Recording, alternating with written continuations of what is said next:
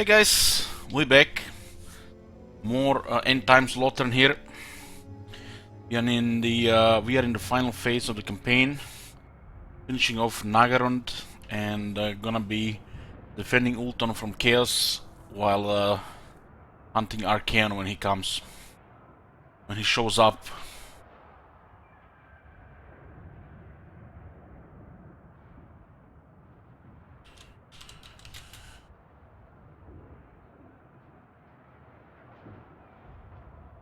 Tyrion is at 32,529 kills. Yoo-hoo.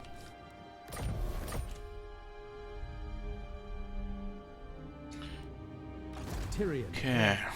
The Dark Elves have 2 settlements left. Oh, actually it's 1 settlement left. We did take this one. That's the last except 1 left. Yes. Hey, Colin.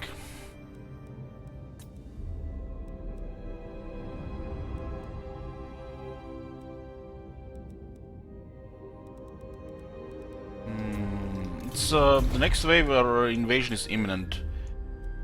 We haven't expanded that much, but it's building towards the Chaos invasion.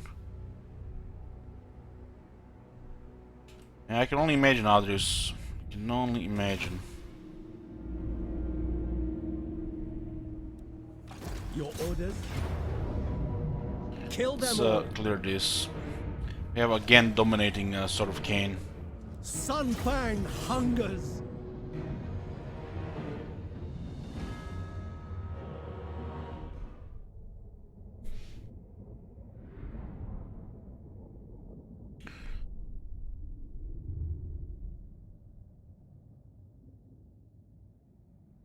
I think Arcane should show up in about 10 turns, and once we deal with the last settlement, I'll send Tyrion towards the Chaos Wastes. Tireless. Sword of the Asur.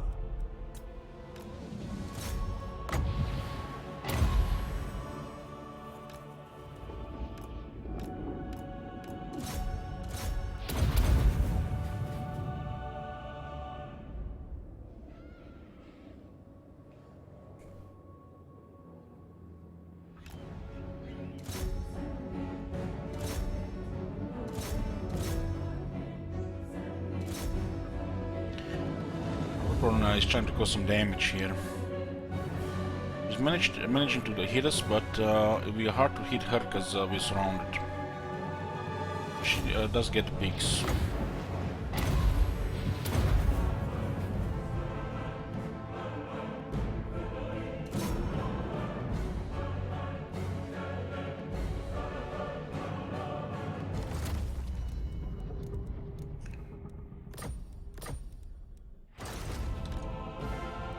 Hey, Konglok.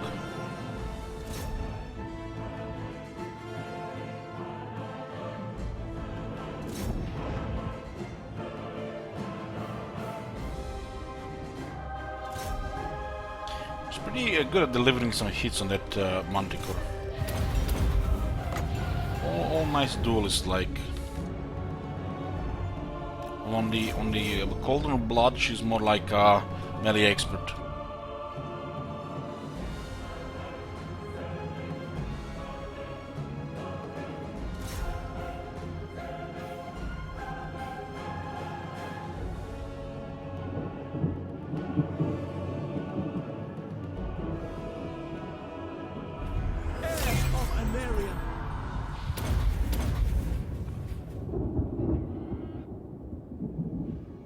Hopefully, it will not take a lot of turns for the Dark Elves to die out on the seas. They have, I think, 4 or 5 black arcs.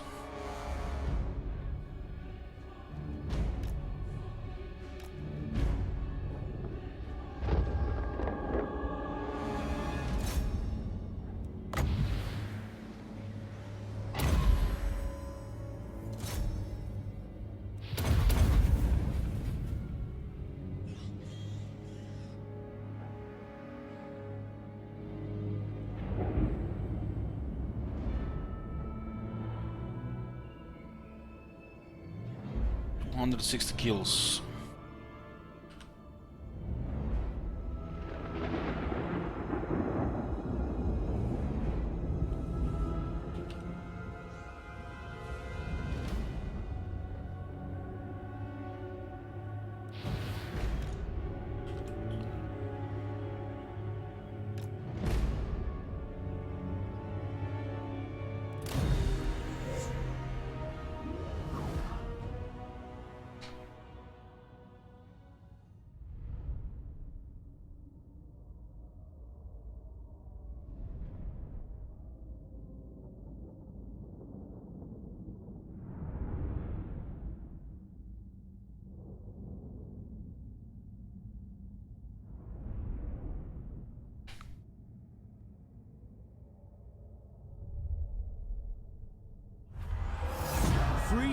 my queen.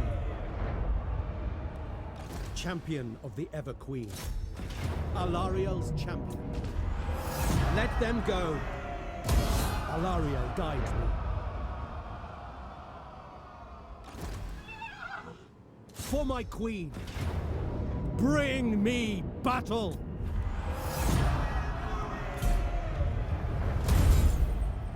How did I build Tyrion?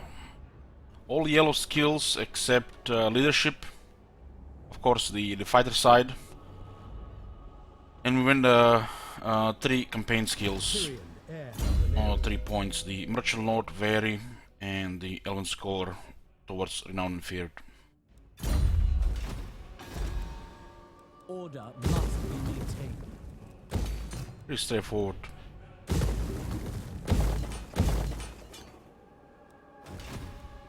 Tyrion. Now, these guys don't have any settlements, but I think the Black Arcs count as hordes. Lethal grace given form. What is this foolishness?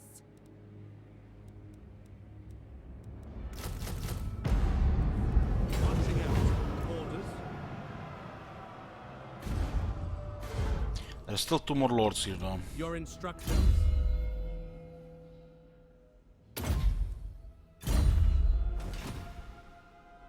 And Alitanar will try to protect Nagaron here, it's a victory settlement. Alifanar, ready. Are my chambers ready?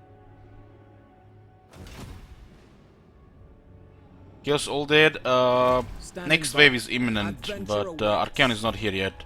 There's been 2 waves of Rise of Chaos so far.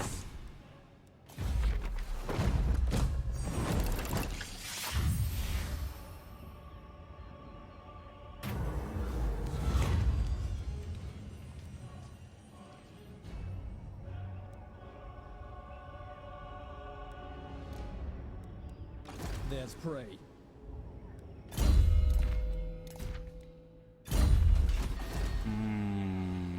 We just keep Nagaron here, we don't care about the other settlements. Nagaron for the victory condition.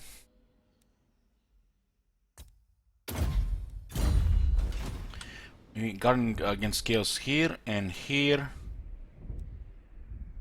And Alastar is gonna take the Galleon's graveyard. I will see to it. Anchors away. Ready to march. Moving out. It's another victory settlement. We're gonna surprise the Noctilus down there. Might divert some of the Chaos forces to go down there as well. Burn the coastline.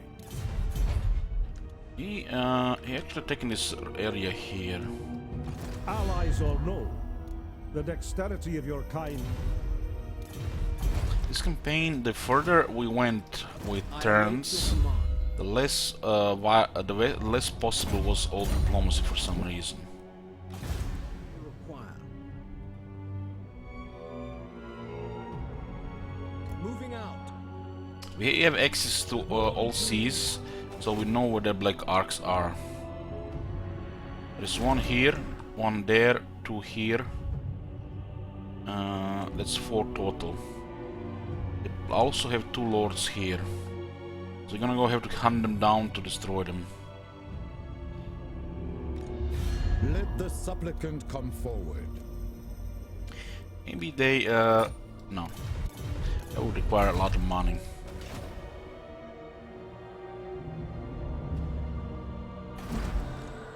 Greetings from Sigma. I guess we'll chase them ourselves. Your mind. Chase them ourselves. And we'll send a couple of nobles east to track Archaon when he shows up.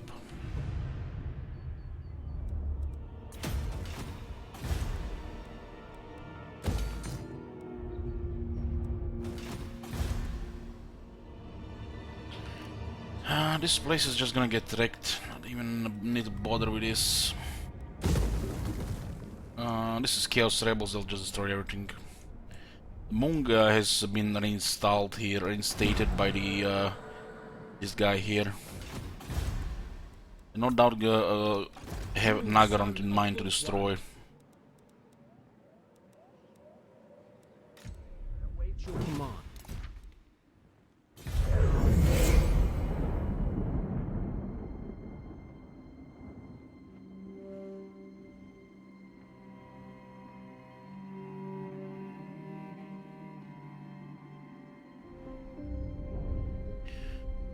I think I missed the amount of kills on that that other battle, the garrison battle, the follow-up. It was 260 into. I'm not sure how many garrisons did it die there.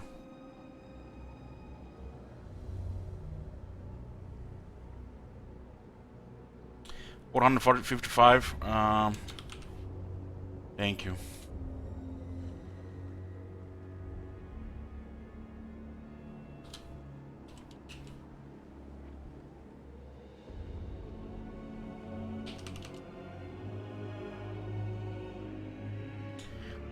$33,244.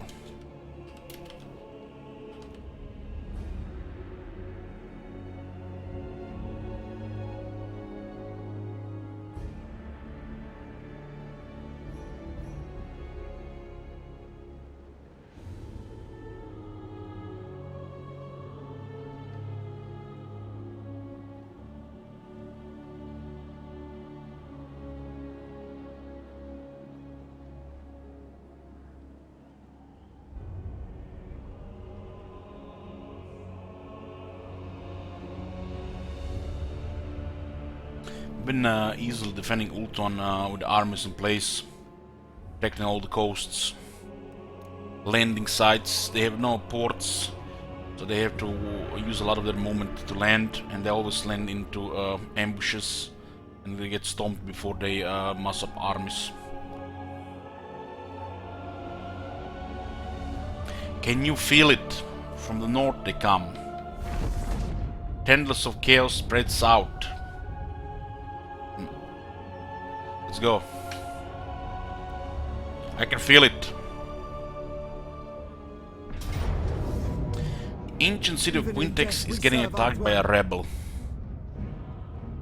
Not the rebel as in rebellion, but rebel as in a bunch of peasants that don't know what they're doing. It must be done.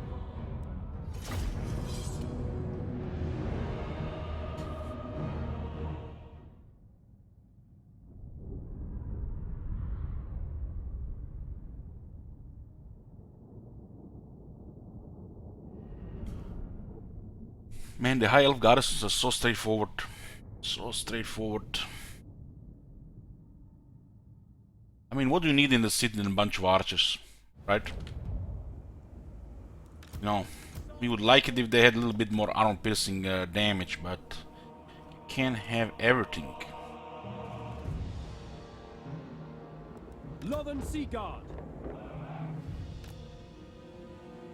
Do we consider a wall here? We do have only 2 white lions.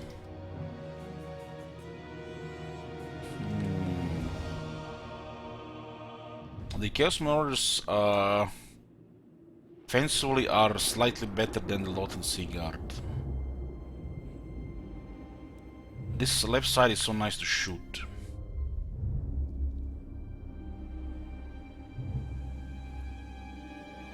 I just wanna see White Lions get some kills here. It's not optimal to deploy on the wall here, but we'll do it. Acknowledged.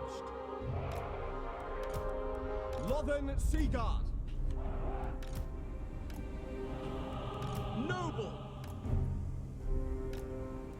Silver Helms. We will obey.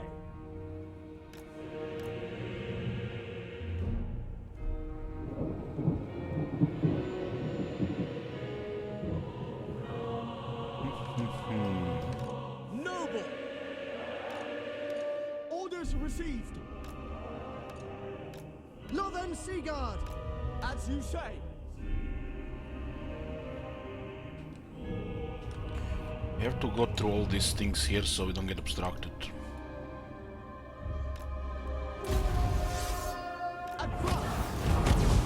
Fireball sound.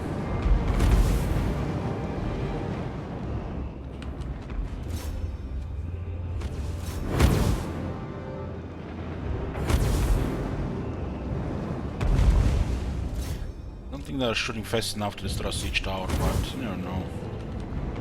Let's see what kind of damage this can do. Oh, yeah, accuracy is pretty bad. Even the damage is good, with the rate of fire, the accuracy is worse. This archer's have enough damage. They're also buffed by Lothern arm, missile damage. And the enemy is relying on bad shields here, 35%. 35% is just not enough.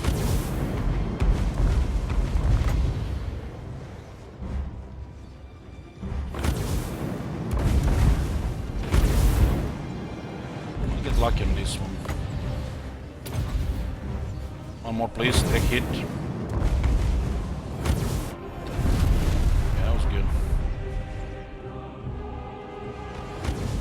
See how the Lothern Seaguard handles handles the marauders. Moving out. Chaos marauders. Without fail. I'm still don't understand why the Chaos marauders are weaker than the Northern marauders. I still don't understand that. Maybe somebody can shed some light.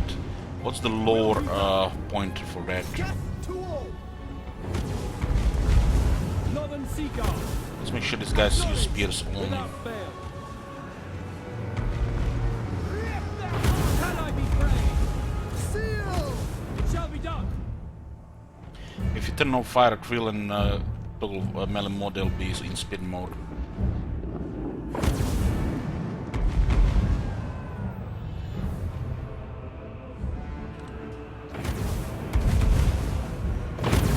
For duty. Oh, there's a white lines here. No problem. We do have star metal blades, so look at that 43 attack. Finally, turn 100, I don't know, 40. We finally can kill some Chaos Marauders. That's all I ever wanted. White Lions making me proud. Brings tear to my eye.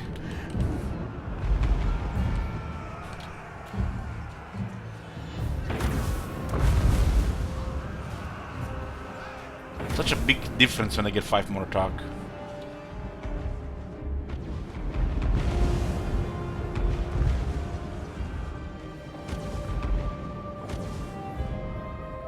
Orders received. Moving out. Advance. White Lions. They have extra armor from technology and event. It really feels like they're actually surviving and killing stuff. Look at these guys, it really feels like they're actually good.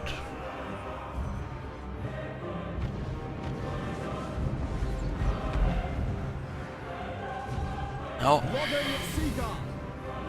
I'm not sure what's more tiring, the constant White Lion discussions or the Smork PJ Salt. For duty. Loyal. Acknowledge. Without fail. My brother wanted to use White Lions because he saw those axes. He's just love two-handed axes. And then when I told him a story about how this unit gets killed even by the Understood. random stuff, he of course plays on legendary, makes the family proud, not normal difficulty. So he cannot really use White Lions in an army. It embarrasses the family. For the king. Without fail. That extra armor and the attack makes all the difference. 2 damage buffs as well. This was 50-50.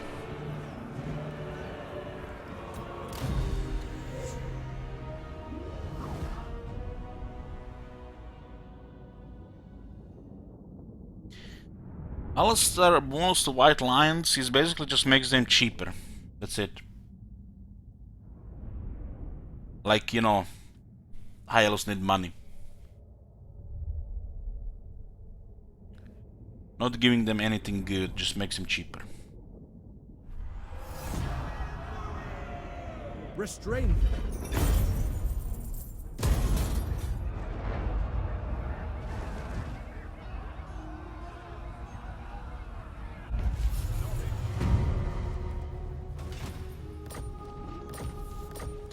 Third Rise of Chaos. Just in time for the Archaea now. We'll weaken the initial Chaos invasion.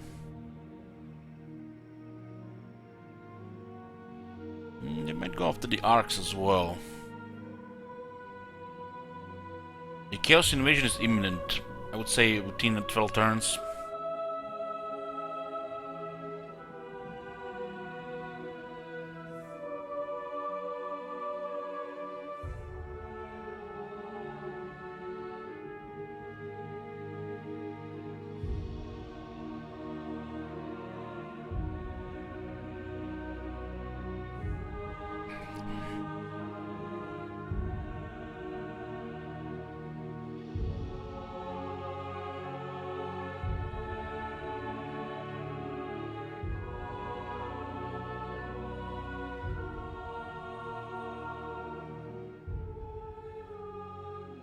Yoo-hoo!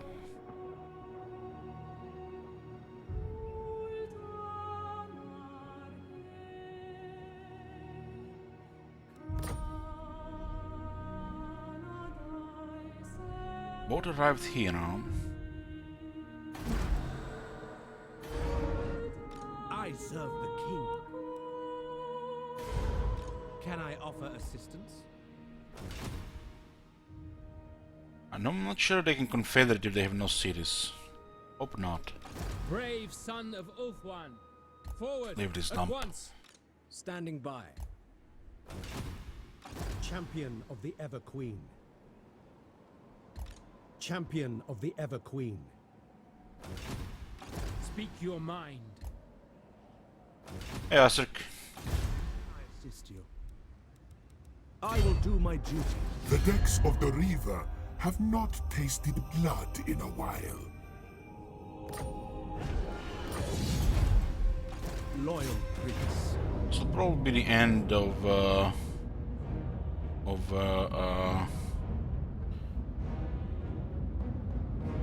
the Dread Fleet once they lose the jungle as well. I don't want to risk losing a unit here. Does look like a decent chance for one of the Phoenix Guard to get killed. The Asur follow strength. We're gonna put him here, and he's gonna work some chaos here.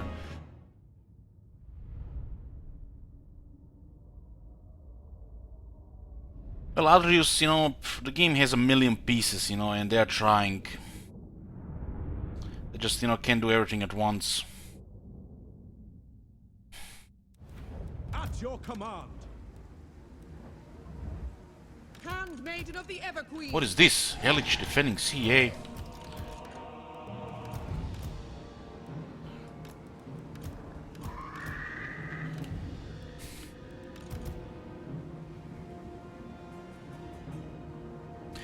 But there is also a thing, another thing, Agdrius, you know. They might be overwhelmed with work. 3 kingdoms, that shooter, Troy, Warhammer 3, and still Warhammer 2. Sounds to me like somebody's overextended.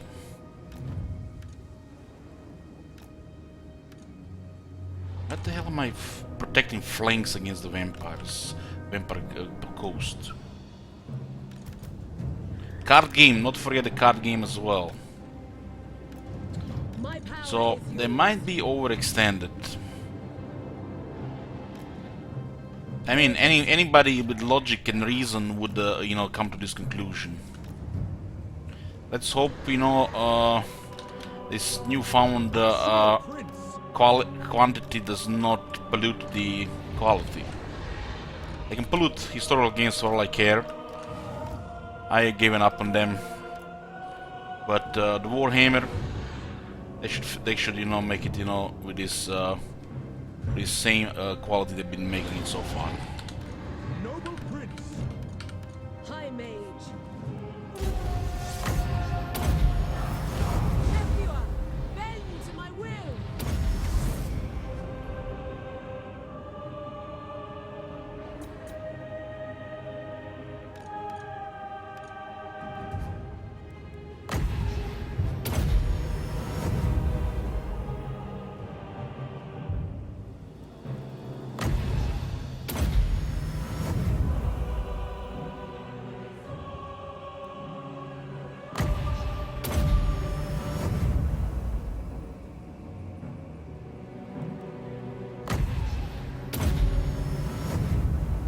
Let's heal the single entities before we engage. There's plenty of power here.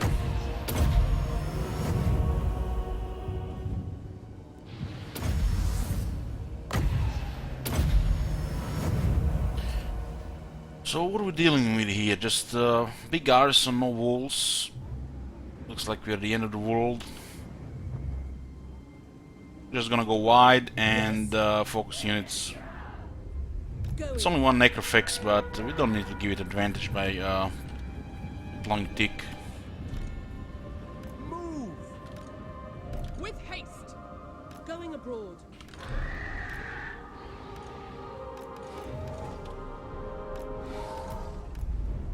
There's Ganja.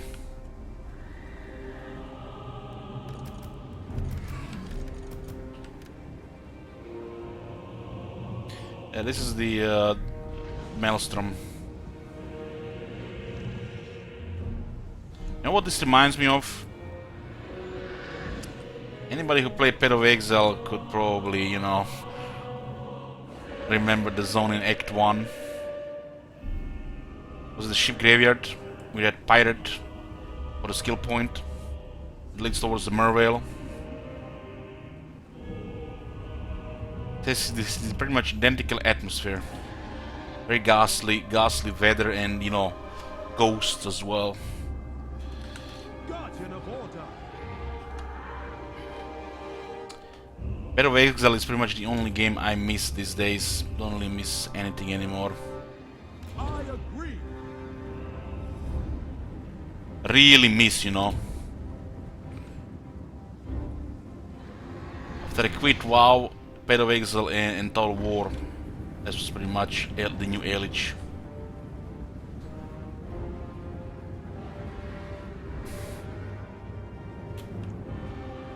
What orders?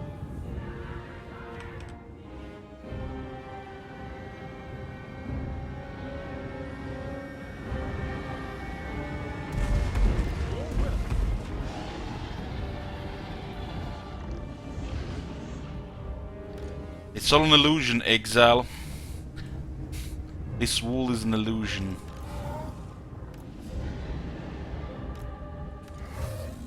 Those guns are pointing in the right direction, head around. Might harass there.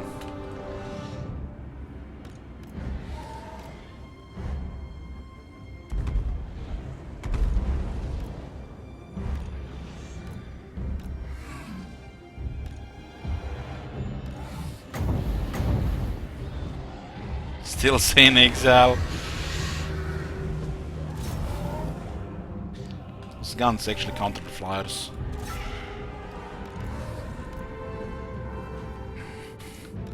Ready and eager. We'll engage here and shoot the big ones.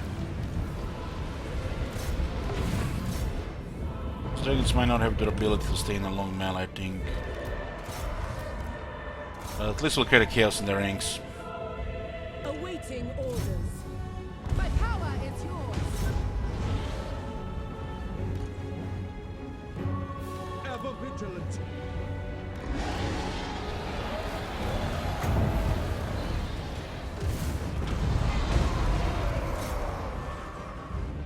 Handmaiden of the Everqueen!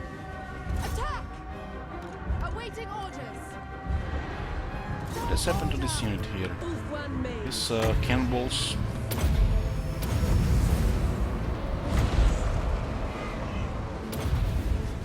Dragons are doing good here, we just don't want to get surrounded and then shot to death by guns.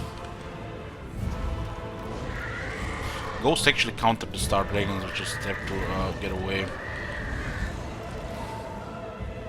It's not a forest dragon that will counter physical resistance.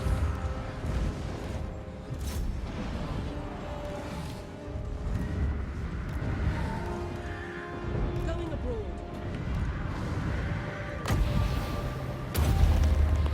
Winds of magic rise. Lakoi Sarai. Let's overrun the flanks. Shoot whatever anything that comes here. Moving out. I go then. The greater good. Kill them!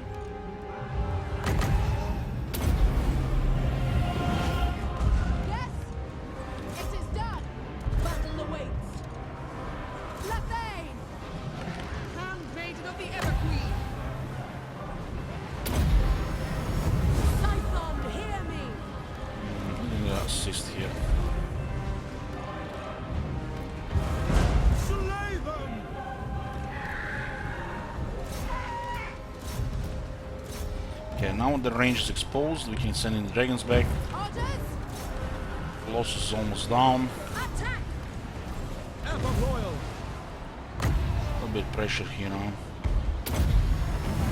Everyone, bend to my Wait for the will. live boom to go away. Apply a new live boom, some fizz resist. Araya men Louis. Battle ready! She's The not supposed to greater be good. fighting. Making my way. Just a faster mage.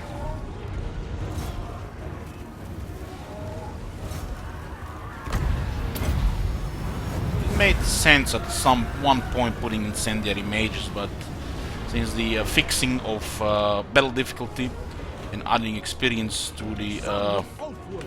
AI units over time, the incendiary Of the wind! mages have become a meme. Forward. Truly serious waste of influence. Seeking the foe.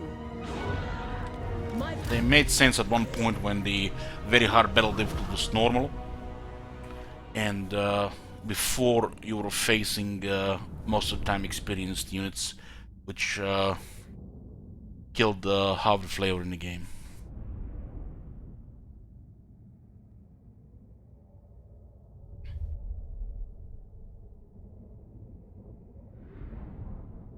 Incendiary hand bandits though are just incredible. It's definitely one you want to get in the army. You want to a little bit tank better than vigorous. It's good to have options. The greater good has triumphed. It is ours now. You always want to seg this place because it's kept at tier 1. I don't even know why they allow you this option. It's kind of weird. You can even see their buildings here, but it is what it is. So I would attack this place by force landing, marching towards the city. Next turn you attack, seg, occupy. This is a lot of gold. Moving out. Can I offer assistance? And look what happens when you occupy. Queen. My strength is It's tier 1 no matter what, so sec always. Even if you have to waste another turn to attack, extra battle, that's 30k. Immune to Reef Attrition, immune to Maelstrom.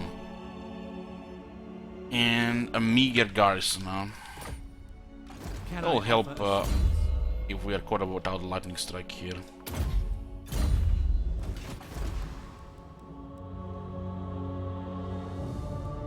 Let's clear corruption first. A true Asur. But regarding public order, what's going on actually? Characters 21. We're gonna stay here anyways, so it doesn't matter. Third wave of Rise of Chaos is on the way.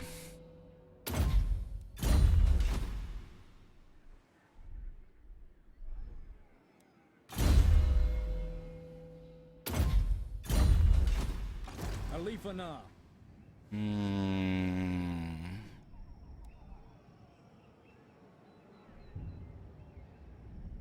Yeah, that's that could be pretty bad. Katana using food there. This army will recruit some nasty stuff. What do you require? What's the limit on the galleon? It's the wreck of Heldenhammer, ship of the Empire. Setting the pace. It's just for the pirates, I think. You cannot build it. Burden of the Shadowlands. Yeah, you have to beat the undead, the Vampire Coast.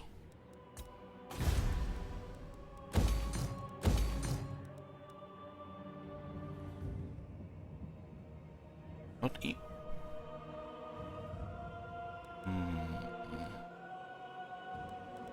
Sure, why not?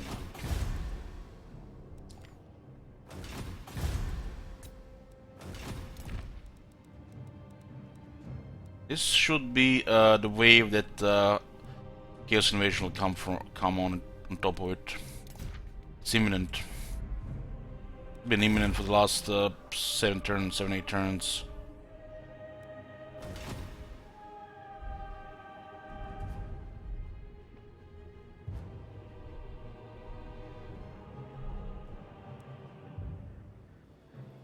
It's a victory settlement that has the Maelstrom. lie in ruins? So the core building just, you know, set up so you can actually maintain it. but you can't see anything really here, anything else.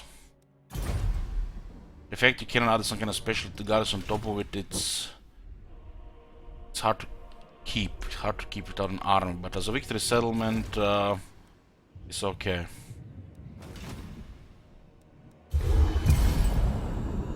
Makes traveling around the seas easier.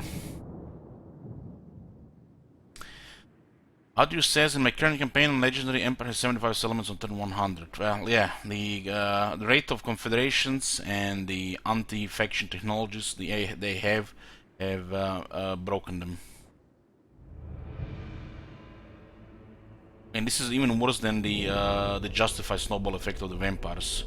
Because the vampires is totally justified. It's just the part of the race dead.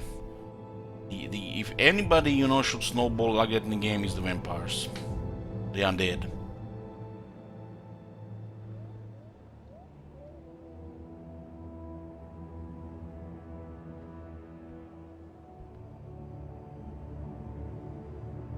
I'm pretty sure Akatama is the same. Fairly sure.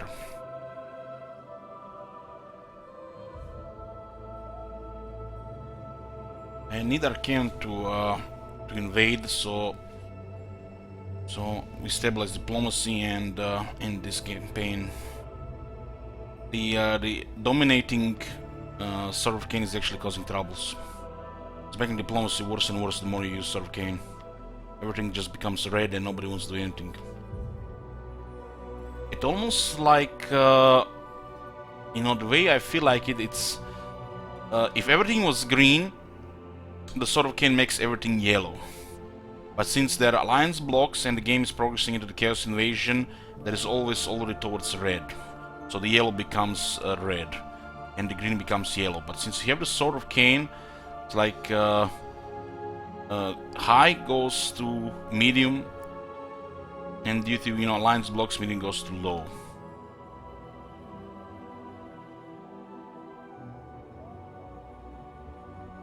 So it's definitely feel like the Sword of Cain is the real detrimental to diplomacy. More so than the effect on the public order and the upkeep values. It should be. It's a powerful item. Pretty much gives you, you know, the chance to, you know, have one-man armies. But do the high elves really need one-man armies? Not only the proper doomstack is nearly unbeatable unless you make mistakes, but it kills the enemy faster.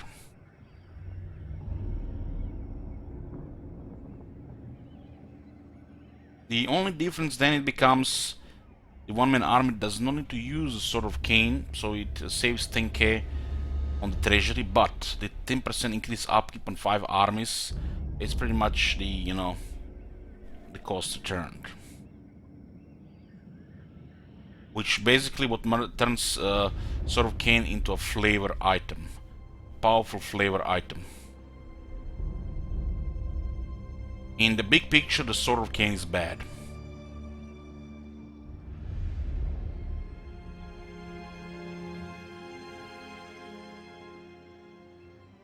Time for a dwarf army count. Sure, we can check.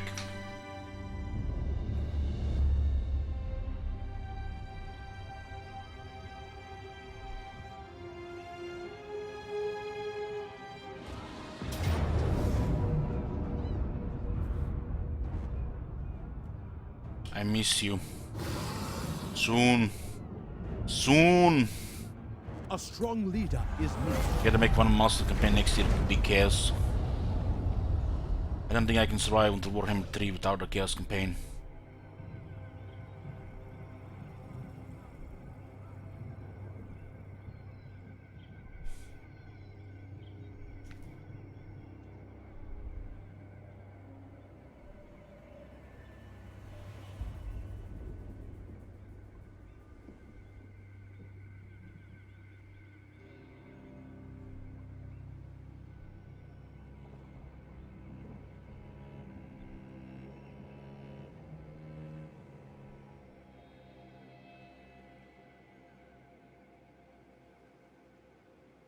Yeah, that's correct, Amir. Yeah, that's pretty much what I'm saying.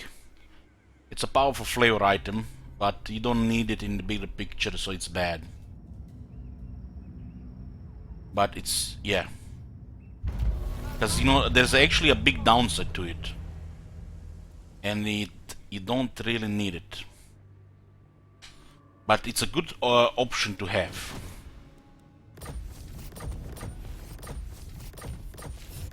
Options are always good. Our Fun. defenses will hold. Release is your only option.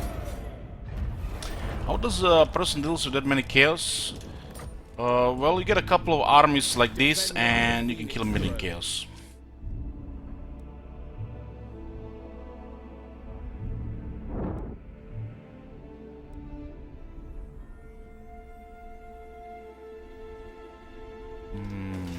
Shield against the darkness.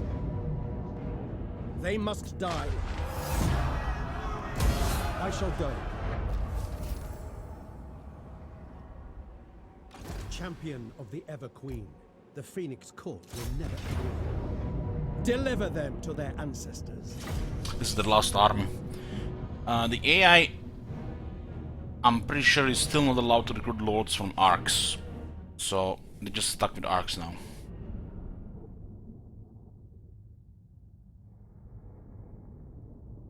Yeah, the next Google Doc has been updated. It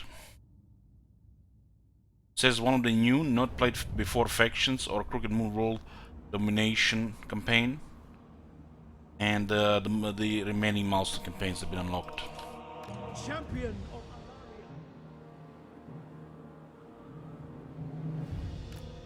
Did I miss the kill count? What's the kill count on that on those that previous battle?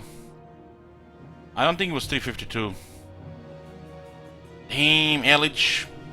Focus, Elich. Can somebody check how many kills was the last battle? Somebody confirm.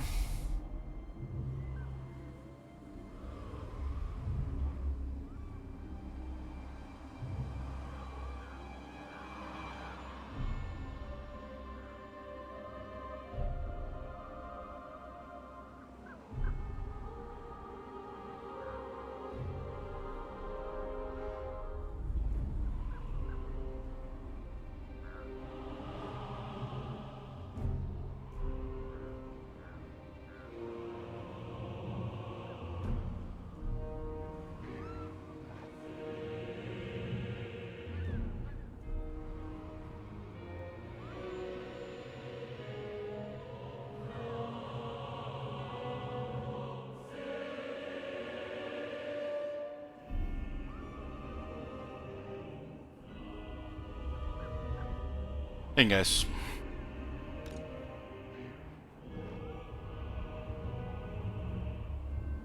Look at Tyrion, isn't he magnificent?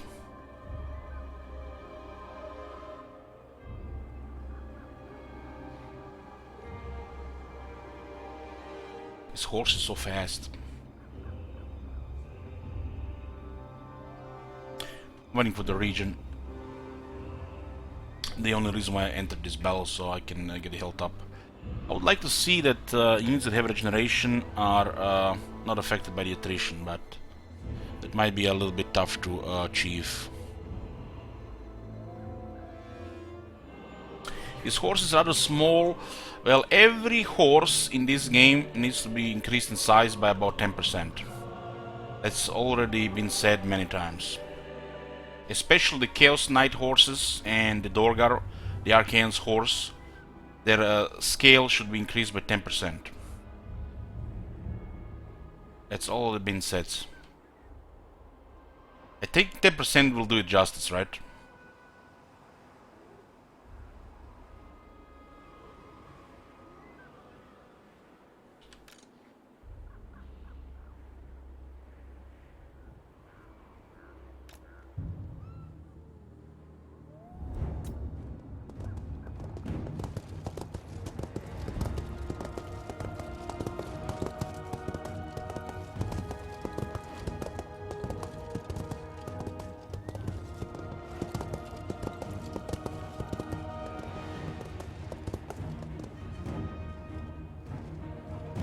Going forth!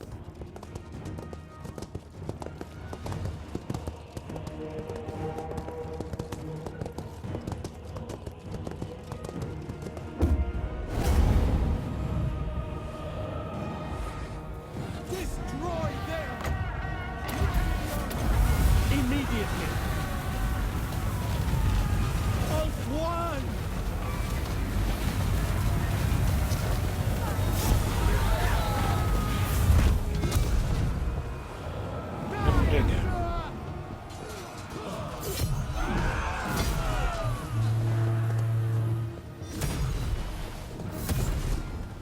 No mercy! Annihilate them!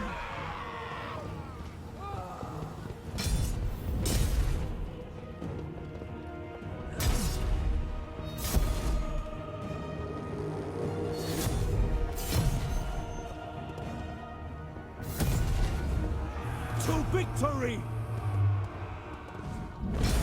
Striking forth! Attack!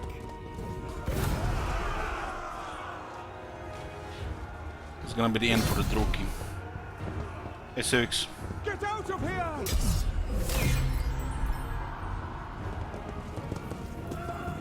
You never noticed these sounds before? Well, the CA always in working on improving the sounds in the game. Pretty much every big update, including this new one, they improve something sound related.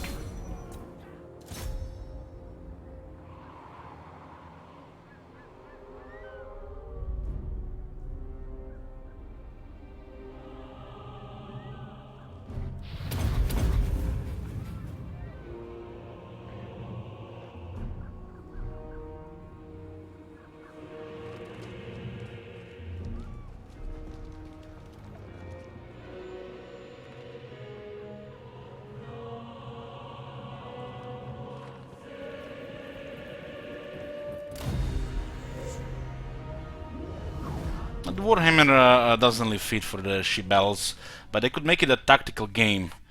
Tactical turn-based game, mini-game, the naval battles. That would be probably the best step for Total War. Historical Total Wars, on the other hand, I would like to see ship battles there. Especially in the Middle Ages ones.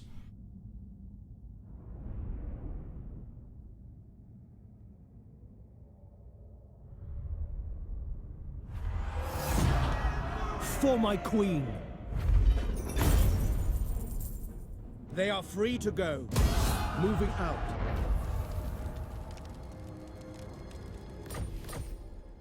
Protector of the Everqueen. I never tire.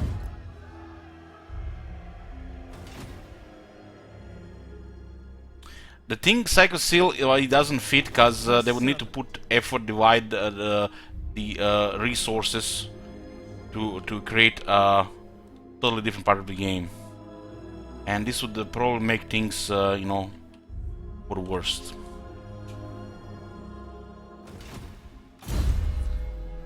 Isn't it better to just focus on the battles, that we actually get battles like this?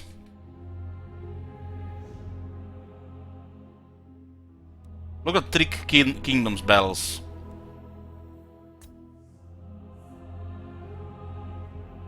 Look at the battles before. That's like what it probably would feel like if you had the Get and Denial battles here as well. Lethal grace given forth. Defender of the Phoenix throne. Their effort is not infinite. They don't have infinite resources. I await your command.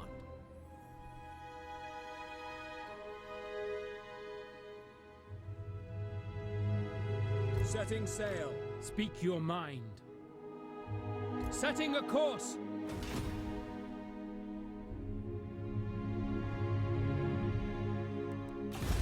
Orcs dominate. No, the orcs get dominated.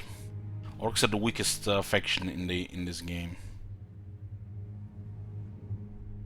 Dark-hearted fools.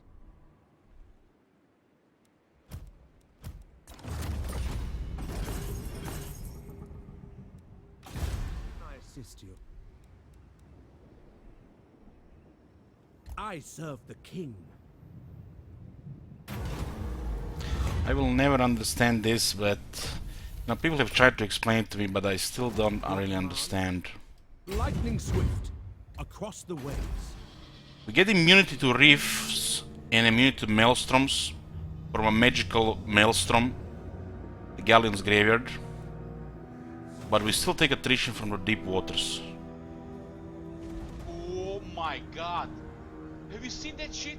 Holy shit! What the It's hell? like, I just don't understand that. Does not compute. Thank you, man. Ali! Ali for now.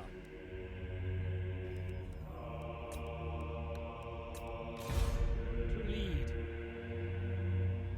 Sailing forth. It's like, I don't know, I don't even have a word. It's just like,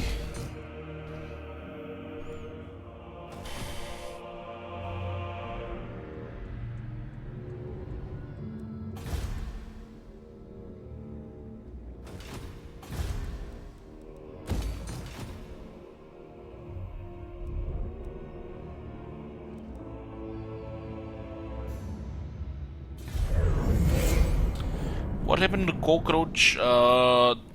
It's been slowly getting destroyed by the Chaos. The Chaos had a Doom stake full of Chosen, and they had no chance. They were like high rank as well.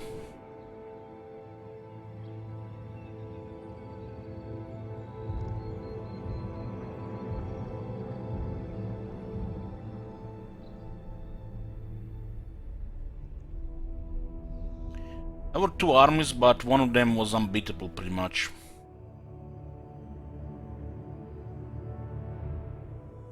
Need a strong Doomstake or a Legendary Lord from another faction to defeat full army of Chosen with veterancy.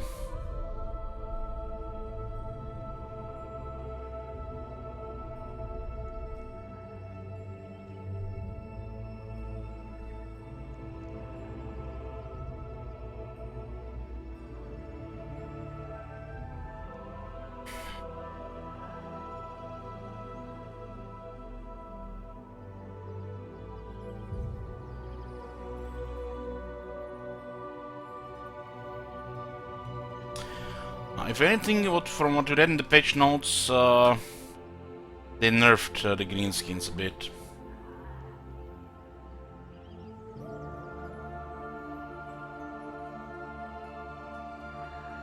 He was doing pretty good, Balian, but the veteran Chaos troops are too strong now to resolve.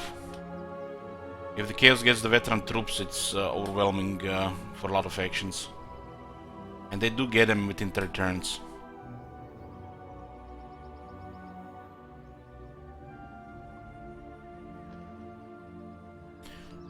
The greenskins might get a rework by April, if not May.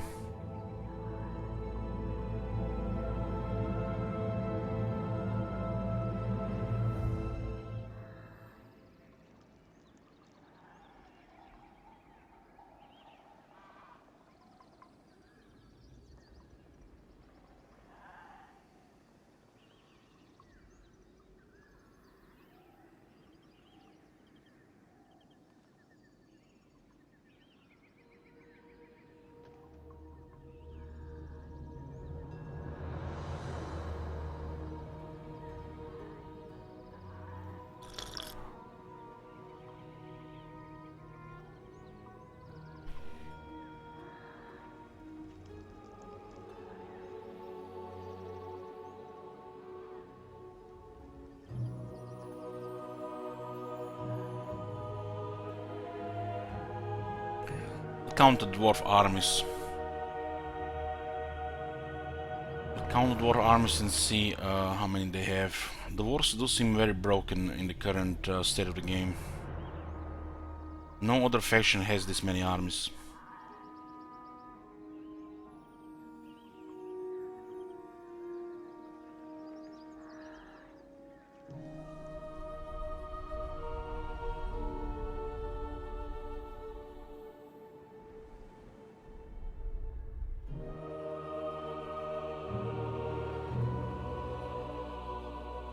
Well, one thing is overpowered and one thing is broken. I don't use the word broken lightly.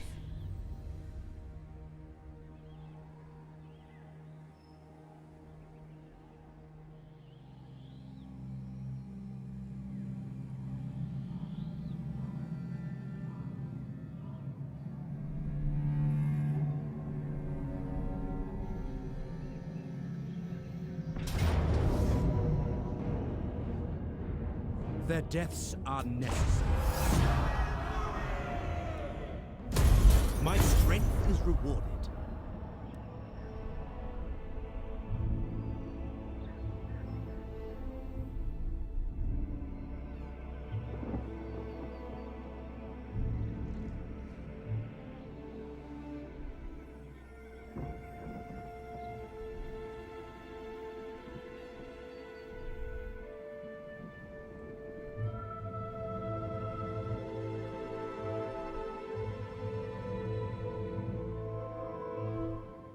Where the sub come out? What do you mean? 1003. We don't have a sub count. We just had sub goals.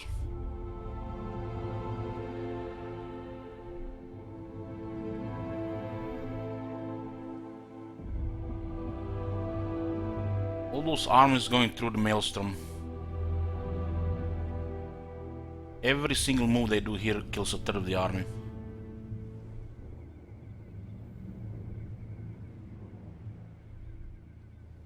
They do start to replenish again eventually, but this does cripple them sometimes.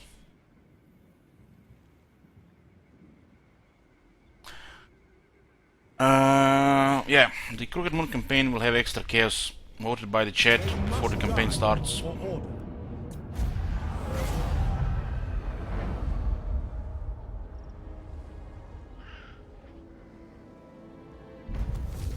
The dawn.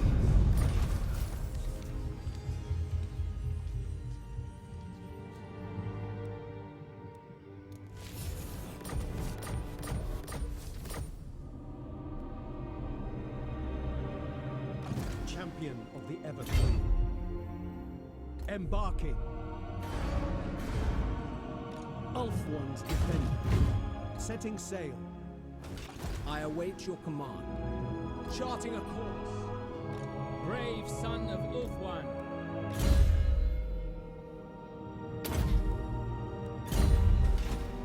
Can I offer assistance? Hidden from sight. What's the dragon situation in this army? 3 in the flying units. I think this guy master, it's pretty good on 3 units, gets more damage. Not like we care about combat prowess in this laws, they only have a dragon with items, that's already enough.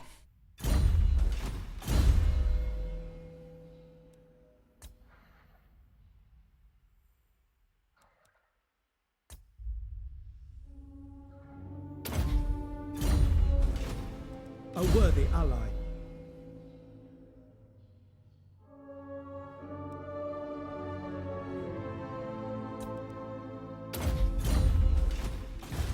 I'm yours.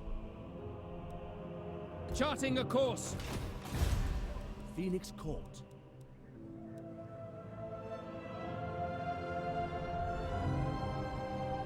We don't have natural replenishment here, so we should just stay here. Land ahoy! Your will is done.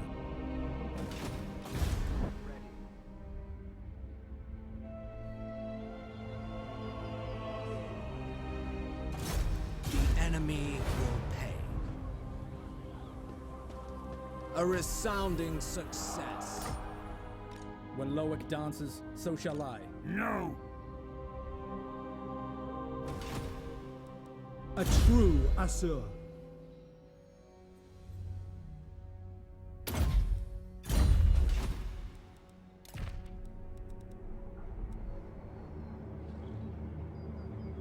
Direct me. Your will is done. Prince of Ulthuan. Noble son of Ulthuan. Oh, this is good. Good. The taint is spreading. 141, huh?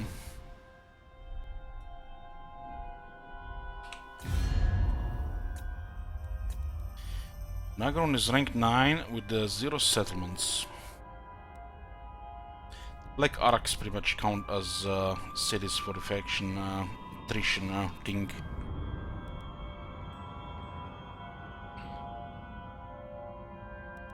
The last defenders are losing to the High Queen.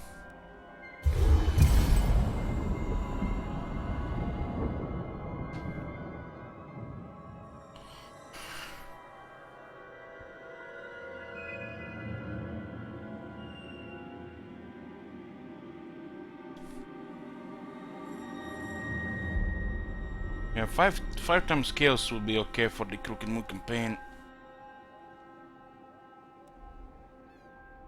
10 might make it impossible, but hard to say. We haven't even played the Greenskin since they introduced the passive experience for the AI.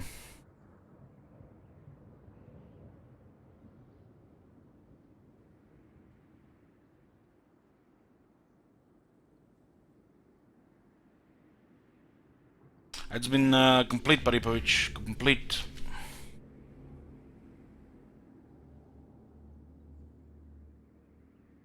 The campaign is going to start on the patch day. Hopefully everything's gonna go smoothly for a long campaign. It's not very smart to start a very long campaign on the new patch until we see what kind of issues it might bring, but we're gonna do it. Hey Rubio.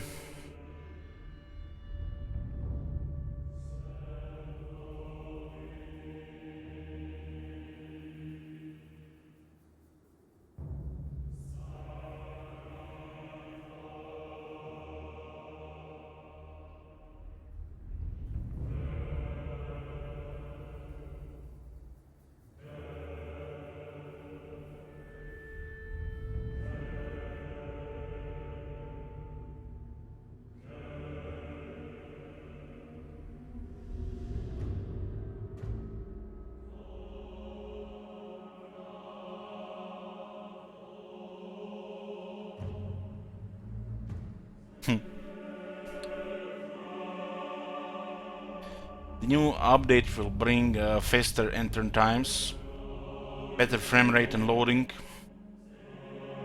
campaign and battles, according to the patch notes. Still depend on your hardware though.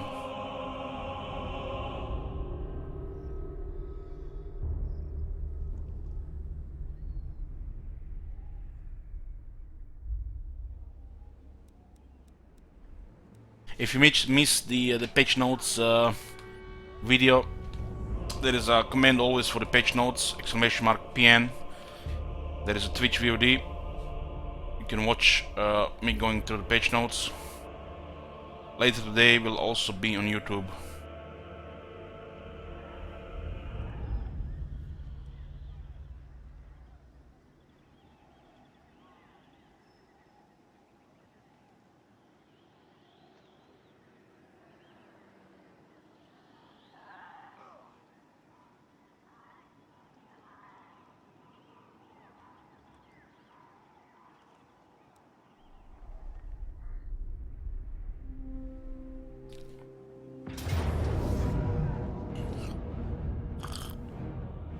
My prowess is needed.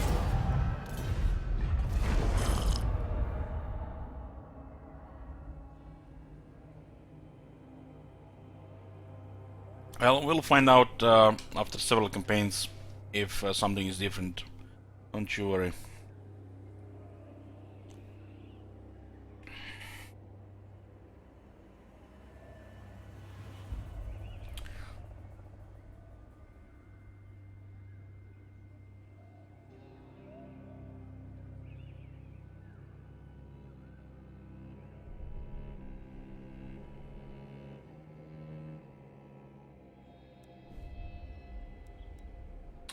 Calling luck, nothing dramatic like that. It's just tea.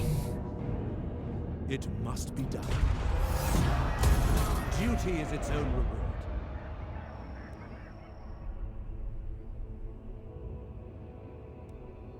Don't want him to attack Nagaran. I want him to go away.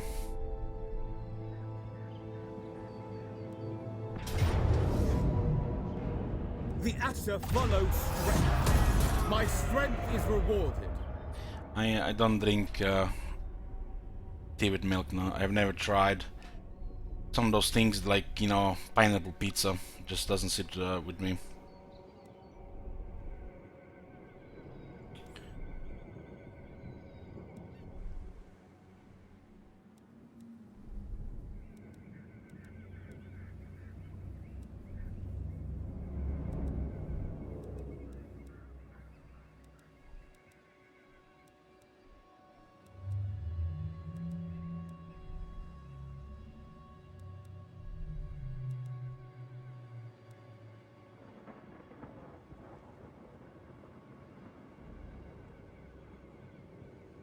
Those black arcs did not attack Tyrion. That's interesting. They might have not had enough movement range.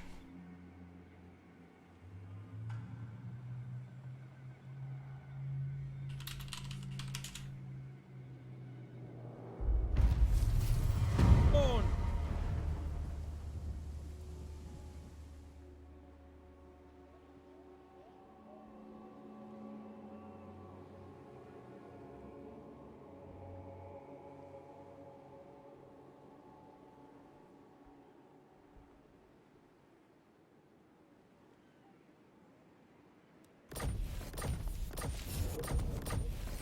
Armor's got additional defense and Dragon's got additional armor and defense.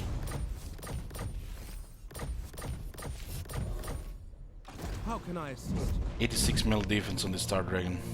86. That's pretty incredible. Having this type of follower, would like to see this for more units in various factions. Now they're yet to come, not coming yet.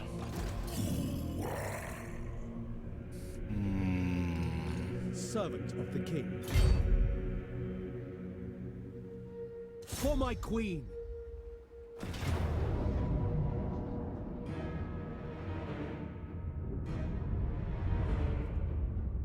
There is glory to be won.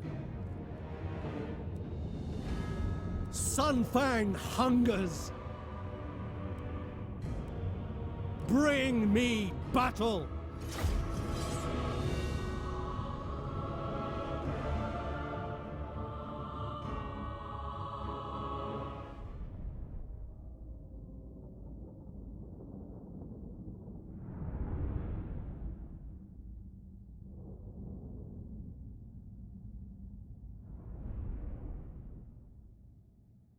Scared?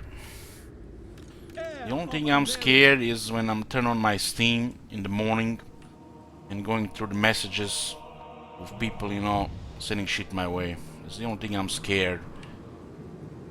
Stuff, you know, shit to drink with my coffee in the morning. Moving out.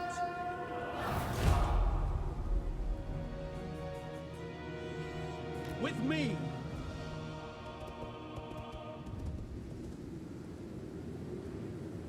Onwards to victory! Onward!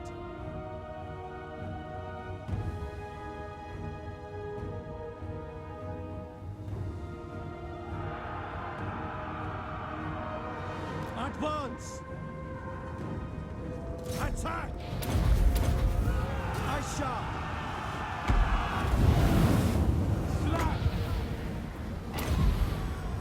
Understood.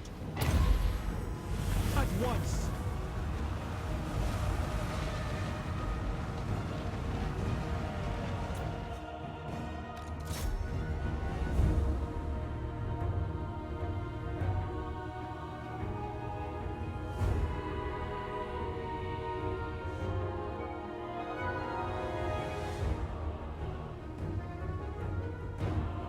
It sounded though it's only going to be for Tyrion on foot, not on his horse.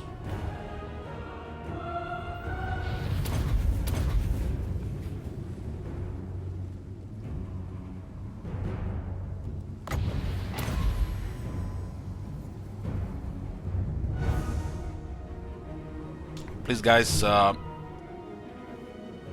every battle tell me reminder in the chat how many kills that Tyrion get. I do tend to forget half the time.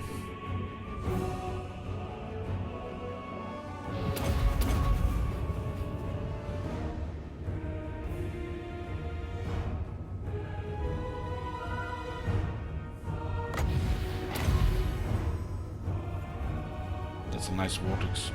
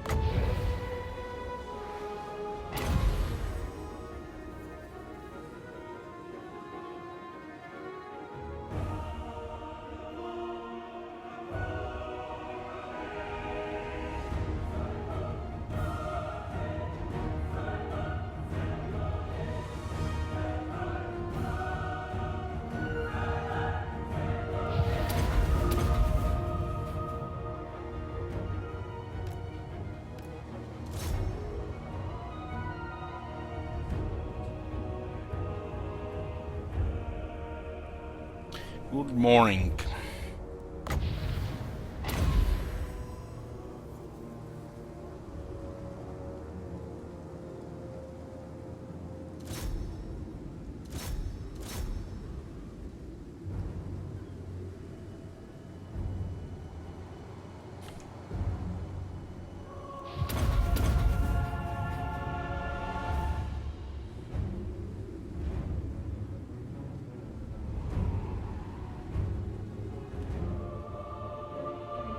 Yes, Tyrion has defeated Isabella in combat.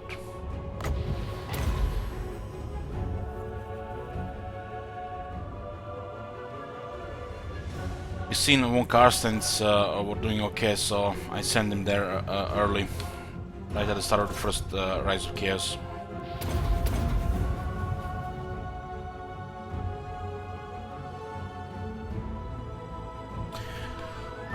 It's one of the things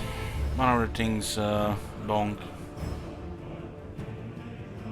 It's a mix of things, but Tyrion already has a base that is extremely powerful.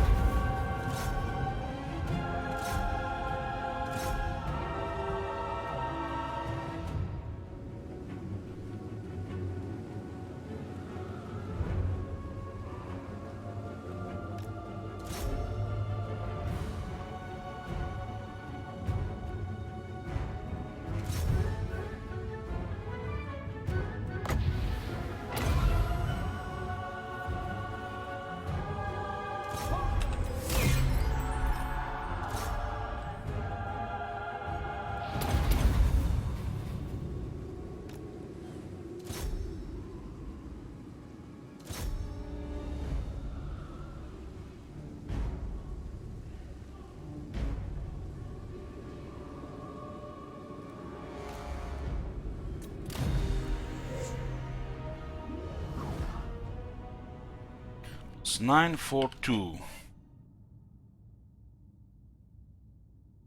Total of 34,354 kills.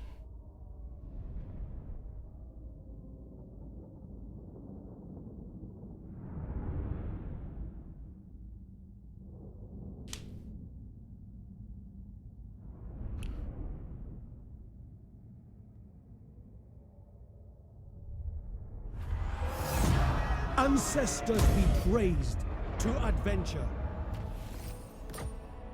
Protector of the Everqueen. Deliver them to their ancestors.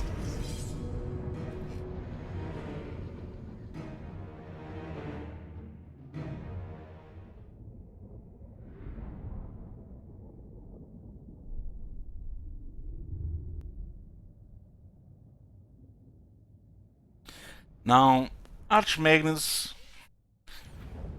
don't be like that, coming say this thing out loud. Advance! Hey, Johnson.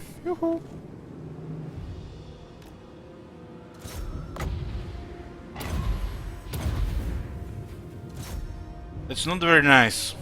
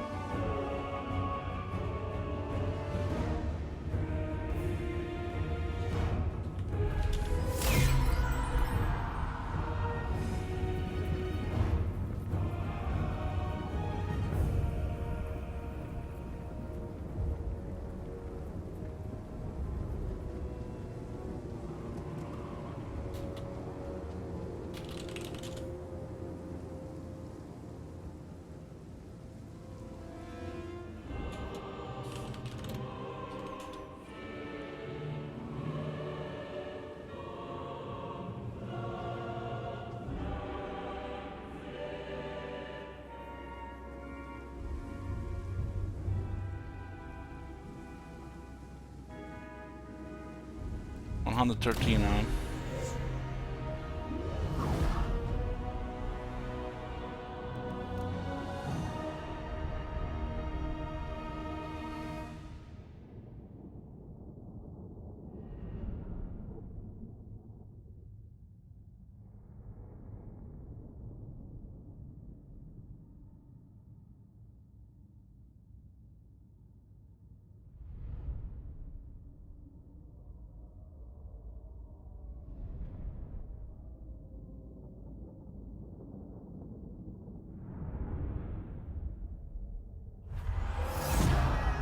Fear the might of Ulthuan.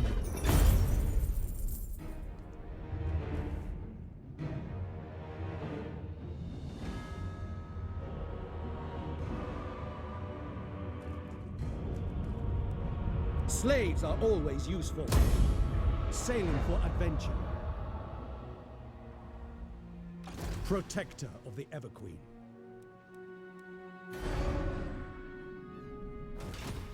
Your 2 more arcs. To adventure. A promising lieutenant. Defender of the Everqueen. The Asher follows strength. Knowledge is power. Guardian.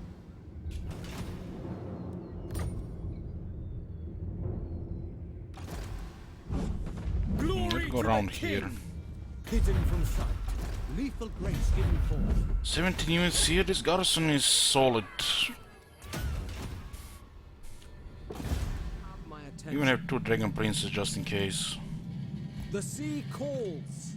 Charting a course. Son of Ulthuan. Moving out. I think not. Beyond your comprehension. The enemy will pay. No. This will be quite a battle here if they attack with those 2. Lead. Sailing forth.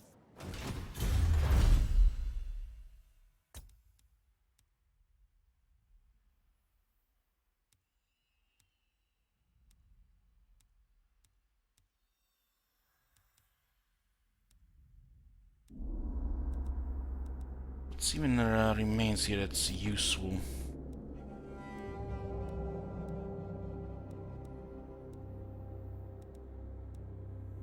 We don't have any good technologies left.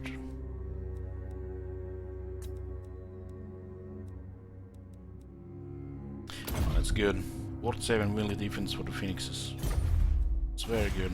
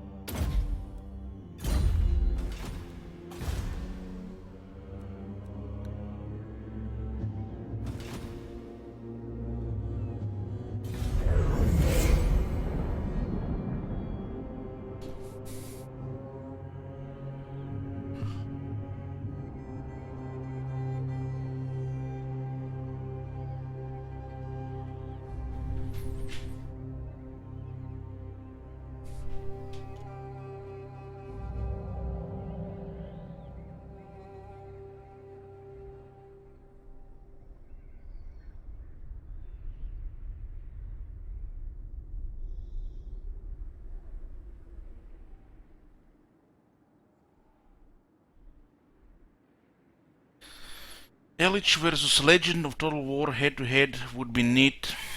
Legend would probably win. He does everything to win. He plays to win.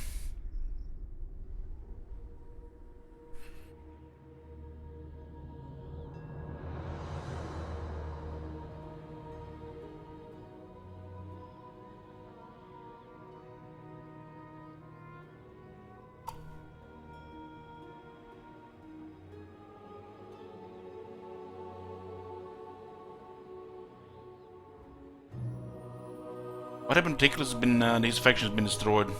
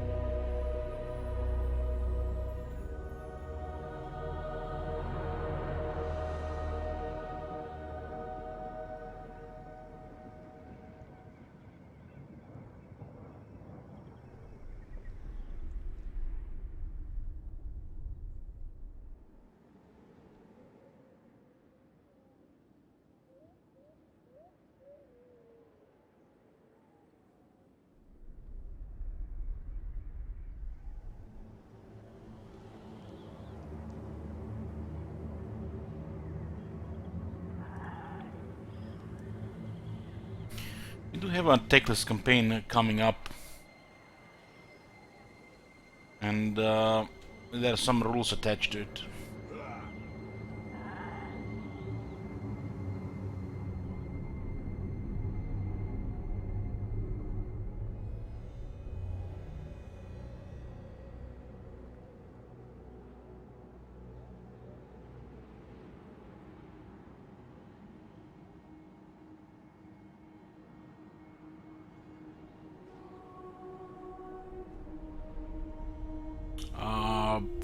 Try M27.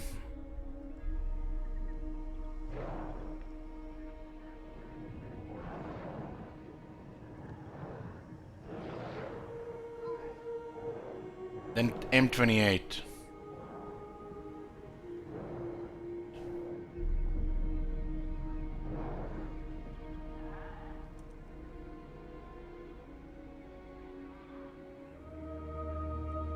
Then it's M26, I'm sure. M26.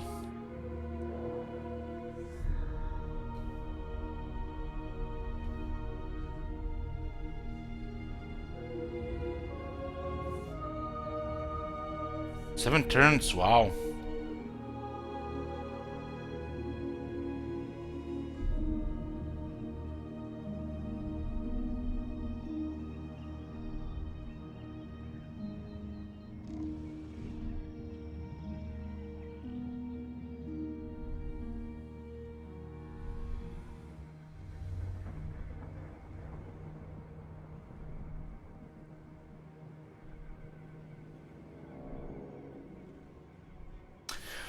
How many commands do I have? Hundreds.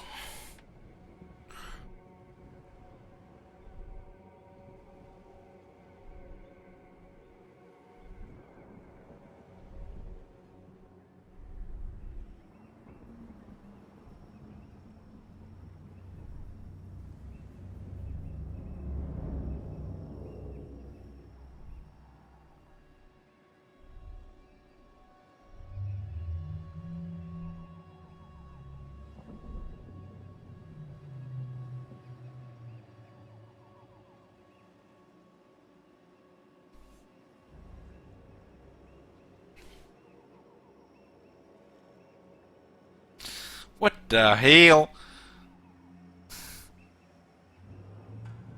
Some what? How did they make?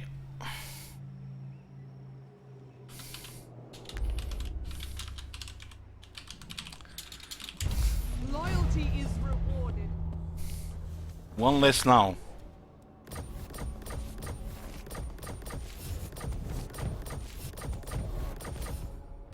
Cease. Protector of the Everqueen, by assuring Sunfang hungers.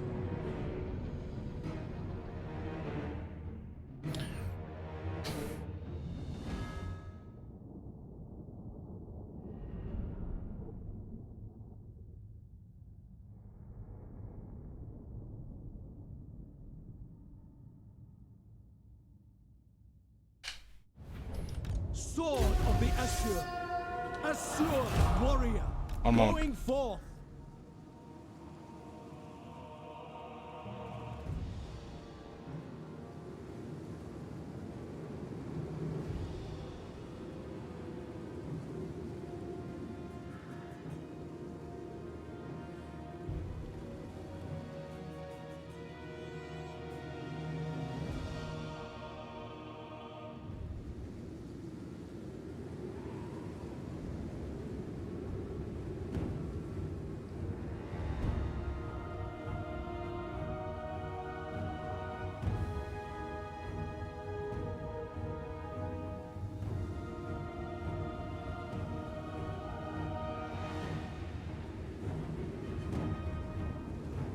Okay, I'm here.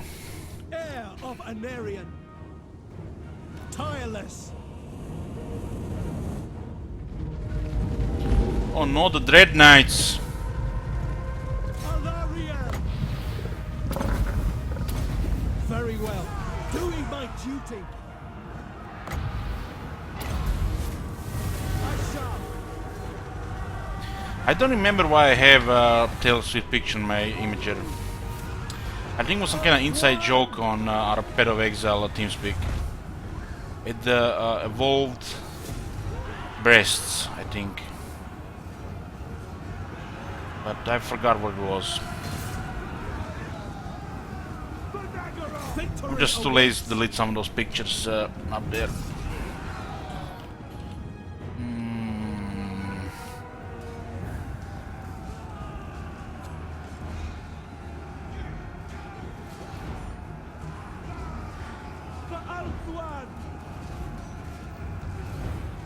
I think we were going through that phase on, you know, every guild slash clan community when you know, everybody one day, you know, the most mature member of your clan or guild shows up on your Discord, well, I mean TeamSpeak, and somebody accidentally clicks on his name and sees a picture, and some picture is like some kind of, you know, beautiful you know, specimen, and then all of a sudden everybody and their mother is putting beautiful specimens, you know, as their picture on TeamSpeak.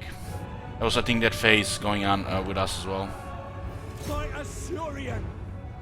I starting to remember which one I put. Yeah, I starting to remember. Annihilate them!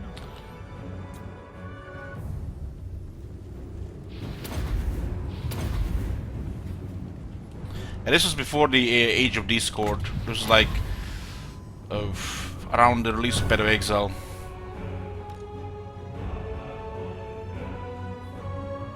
It's been years.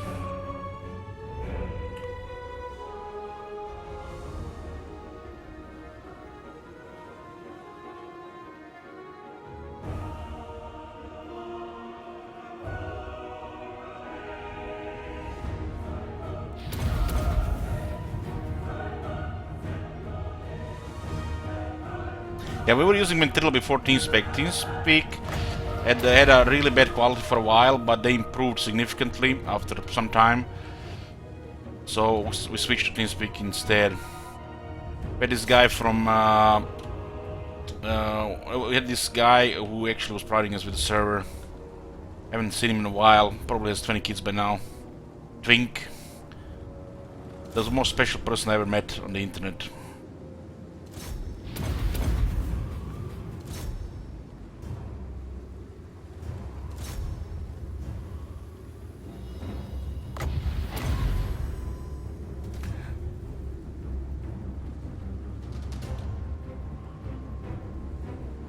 And I said that in a good way, in a good way.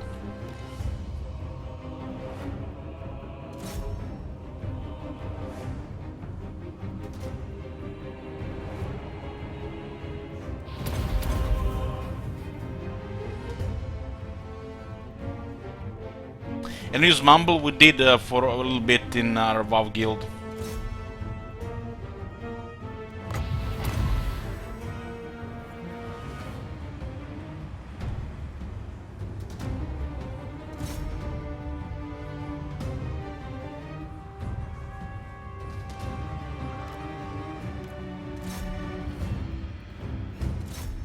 I think around the Red Lich King. Somewhere around Red Lich King, I think.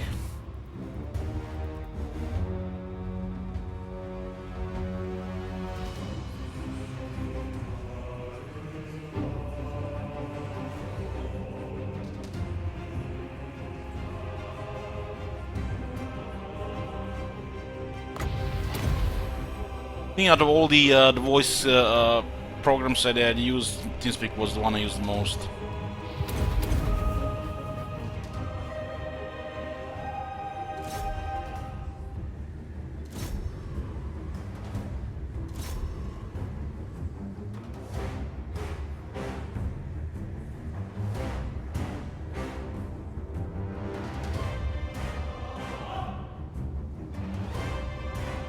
It seems a little bit excessive when you think about it. The size of this thing. Almost like it could fit an army of 100,000.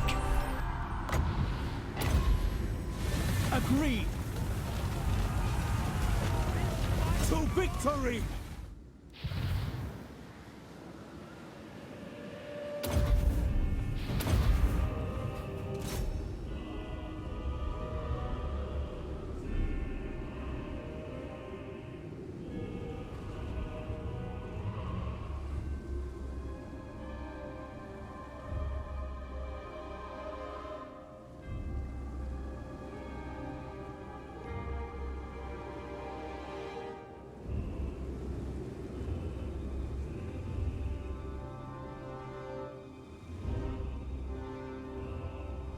I know, Akatama, but when you look at the size of it, you know, the scale is, you know, feels so off compared to the army size. You know, the army size might be in the hundreds in thousands. It just basically adding the zeros to the units. It just, you know, could all be make-believe.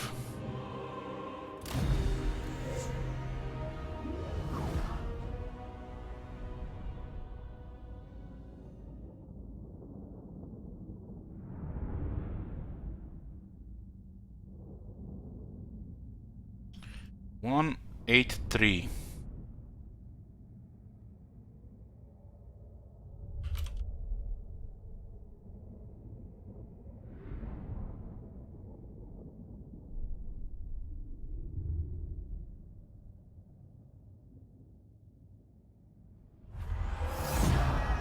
Fear the might of Ulthuan. Let them go. To adventure. Shield against the darkness. Bring me battle!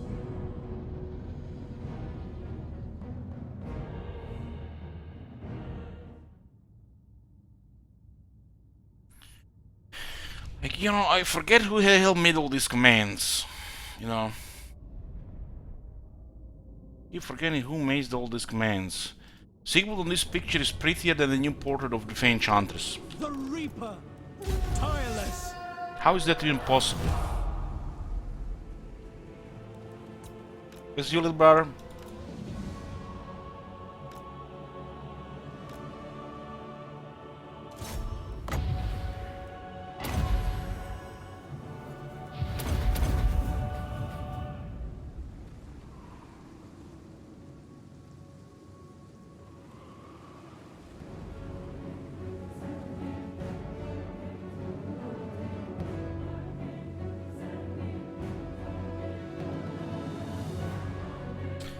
That's what I'm saying, Lord. You know, it feels like it's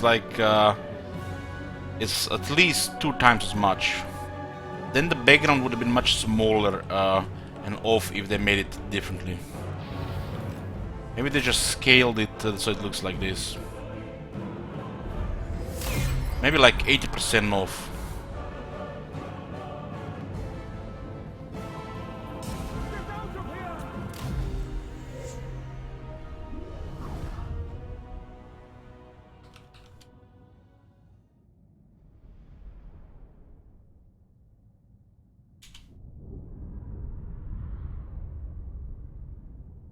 It's just, you know, observation.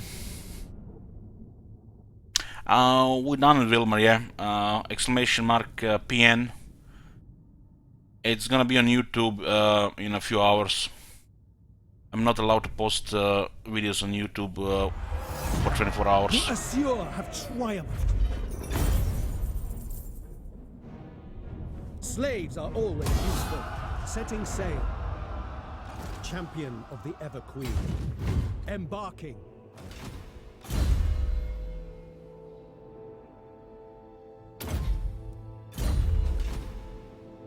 Prince of Ulthuan. For the Ever Queen! A strong leader is needed. My strength is rewarded. Yuri Fair! My prowess is needed. Journeying on.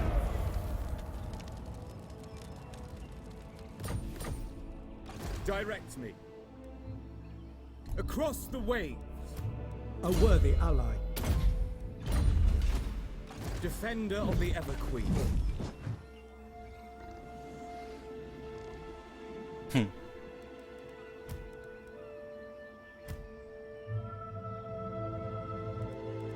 Those are some impressive stats. A mighty warrior.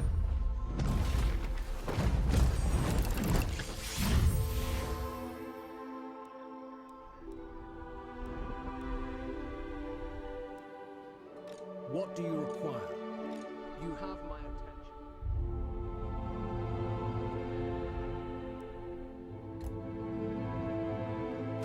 A true Assur.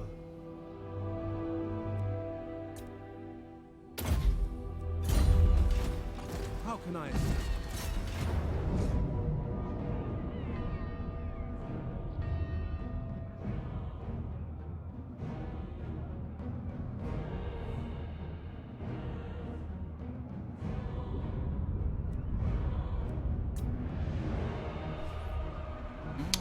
I'd like to do this in a siege for sure.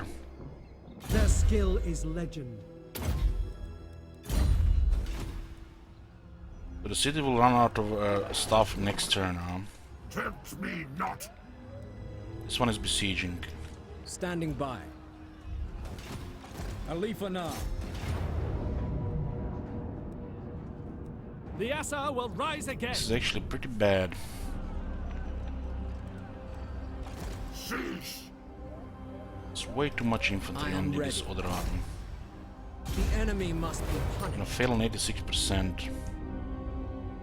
There is only The vengeance city will burn, probably. to lead. Not sure how much ammo we even have, and it's gonna depend on the battlefield. Sailing forth. Impossible. Setting sail.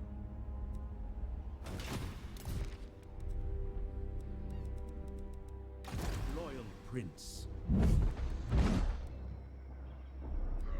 I serve the king.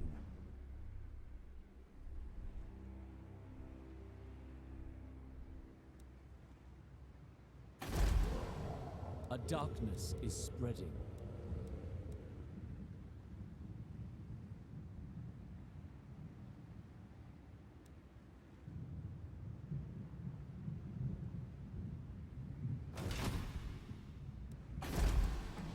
Corruption is rife.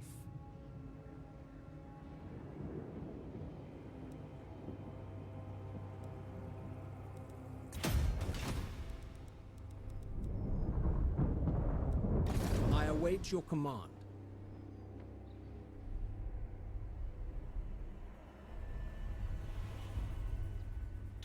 Guessing this is going towards Old One.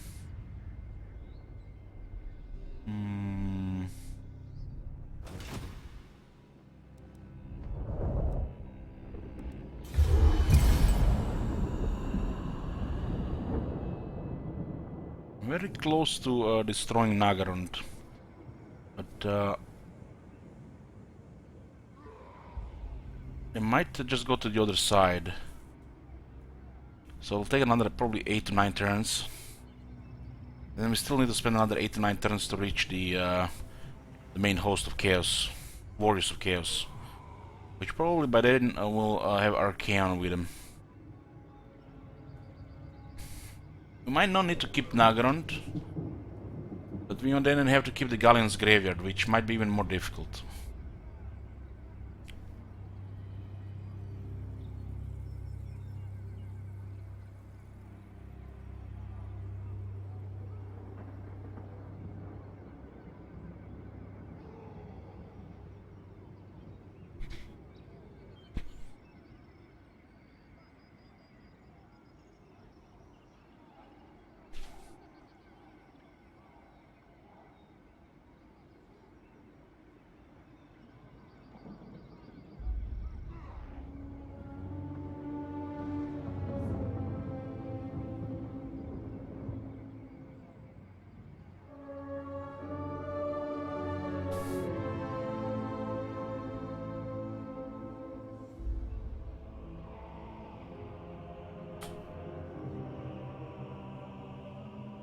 Vitreska the Beslimed. What does this mean, Beslimed?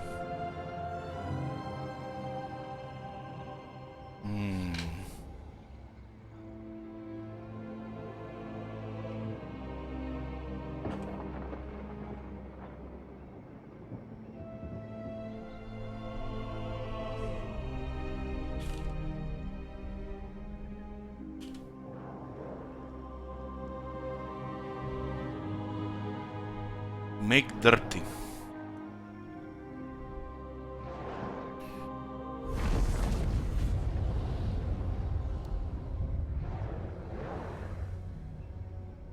The Phoenix Guard is an amazing unit.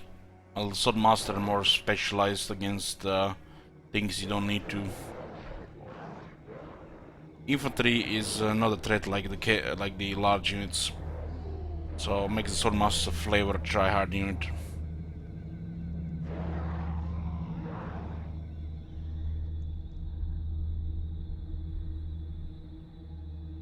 They're both good units, just the Swordmasters don't really fit the army. standard high level army.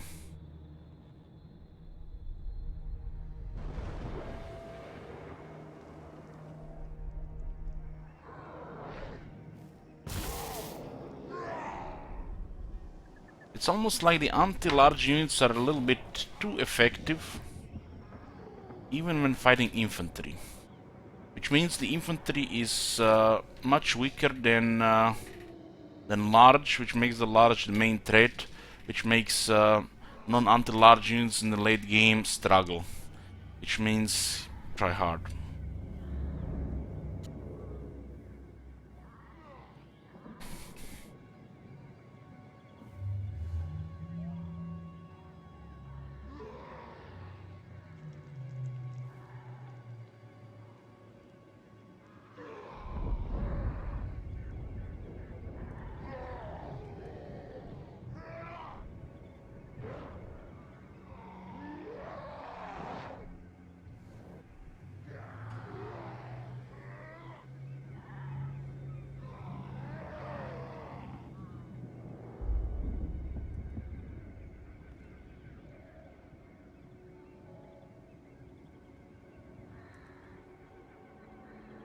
What the hell? We're being raided by the captain, Berg Black. That's a nice surprise. Hey there, welcome everybody. Thanks for the raid. Well, I'm gonna have to turn this off now. I'm gonna have to turn this off.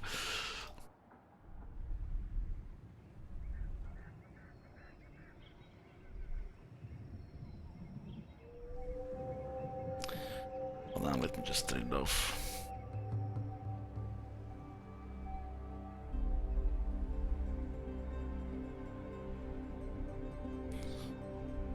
I did do it. I did do it.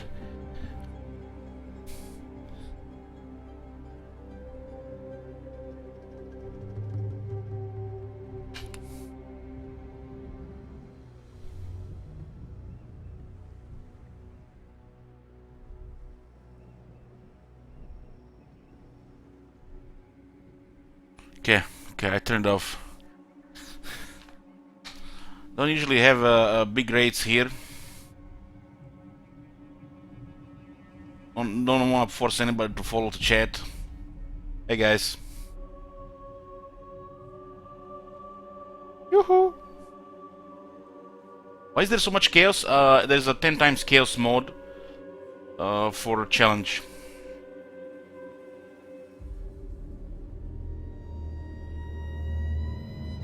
This is the real end times, not that peasants of chaos.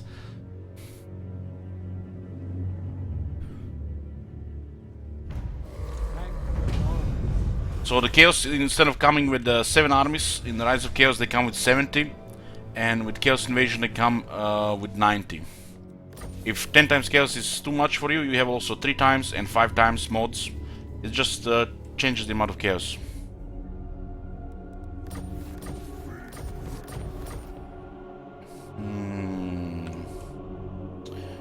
Let's finish this off. I am honored. Seal.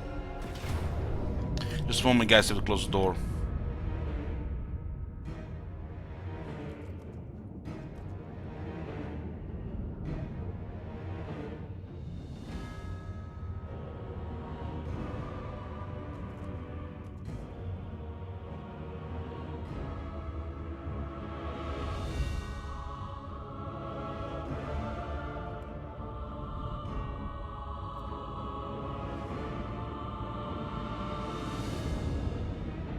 Okay, I'm here. This is one of the last Black Arcs of Nagarond. We need to destroy one more. For Lothern to win the campaign, they need to destroy Nagarond and Cult of Pleasure and then defeat Archaon. We've been doing a Tyrion one-man army build with Sword of Cain. We got regeneration from Isabella. So in bottom left you can see the amount of kills total on Tyrion this campaign.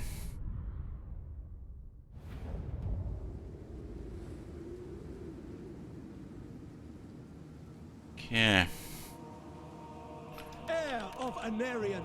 Tyrion has 60% ward save. 53 physical resistance, 45 magic resistance. Magic resistance and physical resistance together, they make ward save. So he's overcapped when he gets tired, so he's still capped with ward save. So he takes almost no damage. He does poison as well. He's extremely high stats, and he's also regenerating. Shield of the Everqueen. He's not a very efficient killer like Kolek or Durtu, but he still can handle the whole army himself. Orders received. We do have Vortex from the Sword of Cain, but it's a 2-minute cooldown. Striking But triple forward. speed is your friend, fast forward in these type of battles. To glory. Tireless. Advance. Onward. They will not really give us any good targets here, so I might just go into the crowd. Immediately. Understood. We lose control of our character because he's getting constantly pushed and surrounded. So triple fast forward while the mosh pit is here is most effective.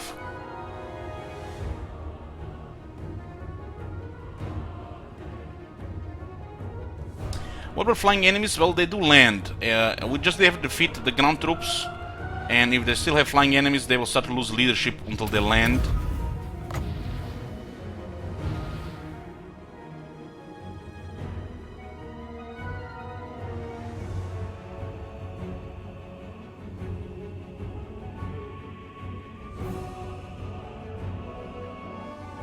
Yeah, we don't do this very often. We do it every like dozen campaigns. Personally, I'm not a big fan of Sword of Cain. My lists of the strongest lords don't even include Sword of Cain with the lord power level.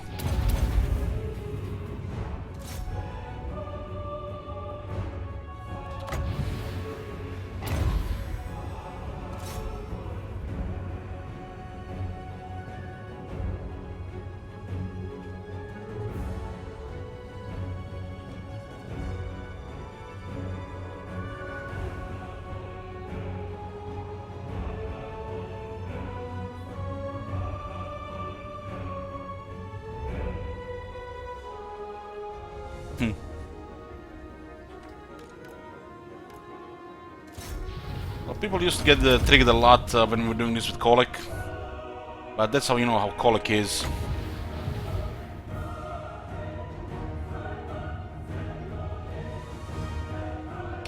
Since they changed the AI behavior on the battlefields regarding staking all units around one target, called the mosh pitting, they basically don't want to send everything at once here. They won't do it if we send like 3 to 5 targets. Since Tyrion is alone, the rest of the army is just moving around. There are only so many enemies that can surround Tyrion, so it wouldn't do much, really. They would just die faster to the Sword of Cain.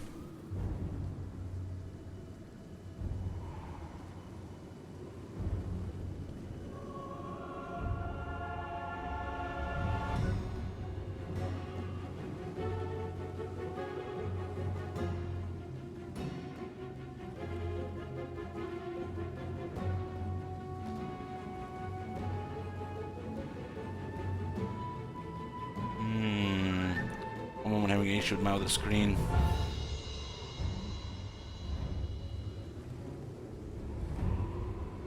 Yeah.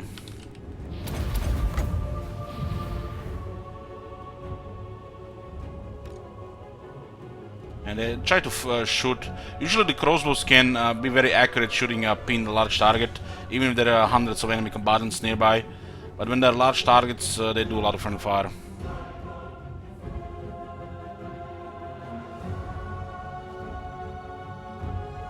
Well, they did some damage. The armor-piercing units do some damage. In a worst-case scenario, on a Doomstack, Tyrion takes like 4,000 to 6,000 damage. But he has 6,125 health, plus additional 4,600 from healing. So, it's really hard to deal with him in one battle. He does take damage, but he's regenerating at the same time. So you barely see it.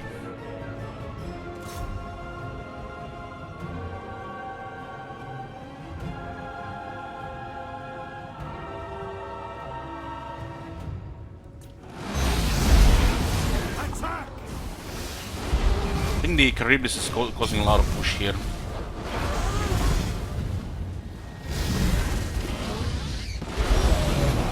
Yeah.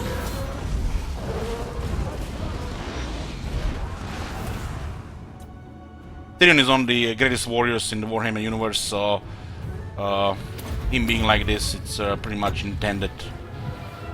What was not intended really was the addition of Sword of Cain, but they added it to the game anyways.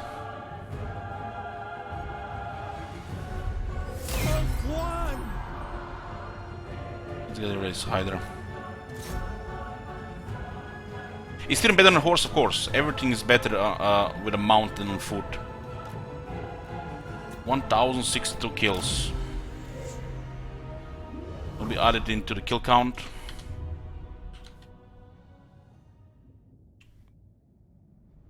There's a total of 36,442.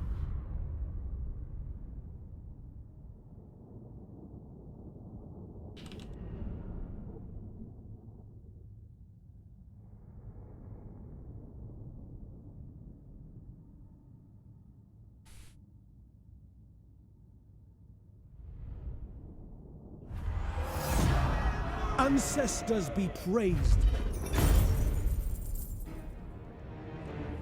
Let them go.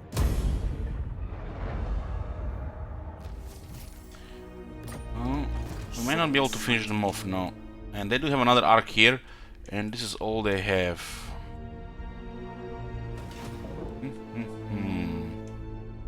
What about this? I might need to abandon the city. Beyond your comprehension. There's 3-8 chosen with 6 halberds. No. And that's 2 hell cannons, 3 hell cannons. Don't have solution to the hell cannons. This is just not good. You don't want to lose this army here. I'll just abandon the city. Abandoning Nagaron is pretty bad, but we'll probably manage with another victory settlement. Those armies are too much for this army. They have a siege holder reduction, so city cannot survive a siege. If I had a balanced army, not like this imbalanced army, if I had an army like this, would have been fine. But not in this case. There is also no lightning strike. 1 point missing. So bye bye Nagaron. It's gonna burn. Moja rank 33. Got all the skills here. Student of Hoet. Could still get Valor of Ages, but it's better to go magical reserves here. Now through which ability? Find Earth Blood and Miasma to be the best here. Earth Blood to heal some of the units, and Miasma sometimes to deal a bit damage, especially if a Lord Master is fighting a whole unit. 4 points.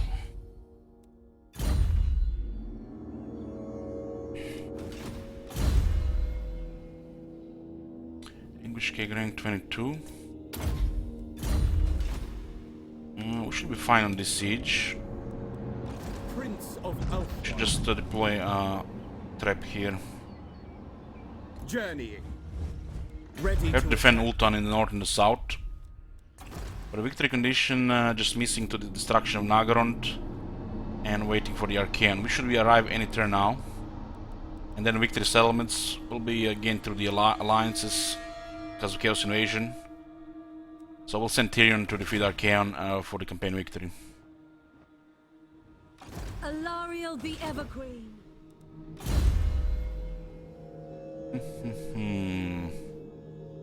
Going for the Hawk's precision here. Lethal grace given This doesn't matter. There's a lot of chaos coming here. They might ignore the Galleon's graveyard. This will not be good. Does look like he is they're going around. For some reason they're ignoring the coast here and the coast here. That's their default behavior.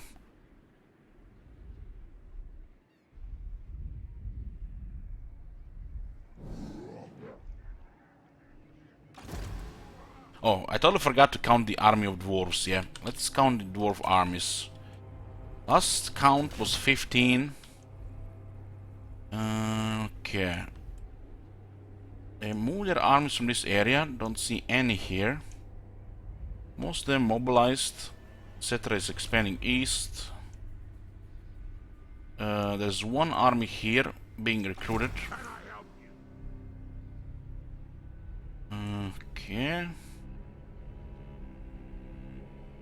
Everything looks like it's in the going north. 2, 3.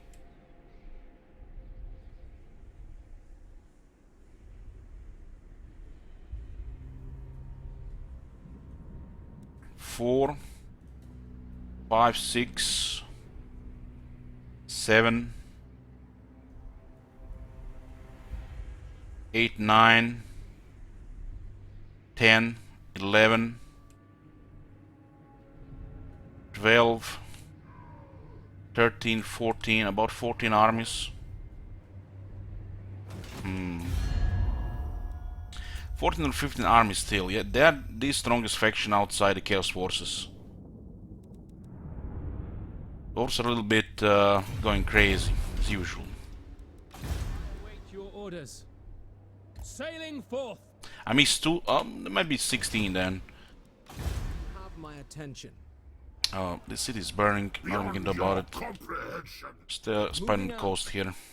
Not a big deal losing Nagaron, but they just got way too much stuff here to fight in the open field.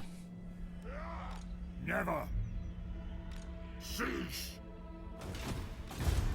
Son of Ulthuan, the sea calls.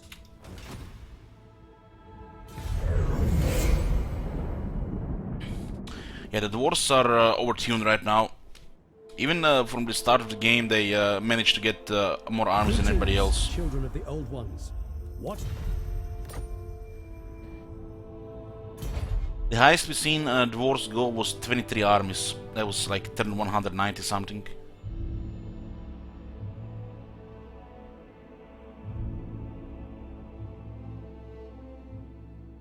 Archaon should invade any turn now. Nagaron is almost destroyed. You just beeline for the Archaon for the campaign victory.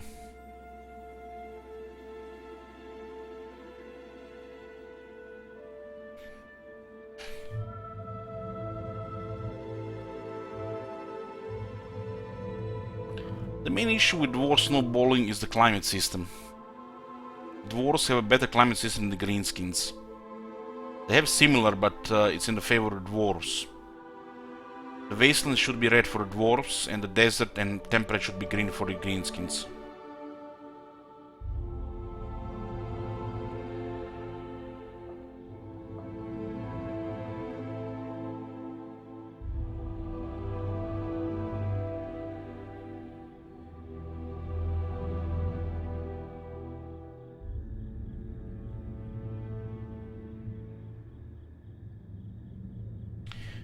This amount of armies we haven't seen since the game got released initially, the Warhammer 2 in Outer Vortex, when the Dark Elves and the High Elves were dominating with just crazy amount of armies.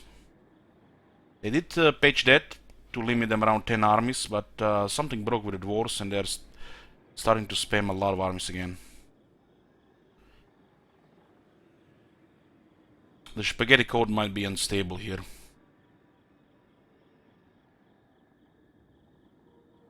Developers never really talk about the state of the game in that manner, but they do adjust it over time. Every update makes somebody who goes off their leash.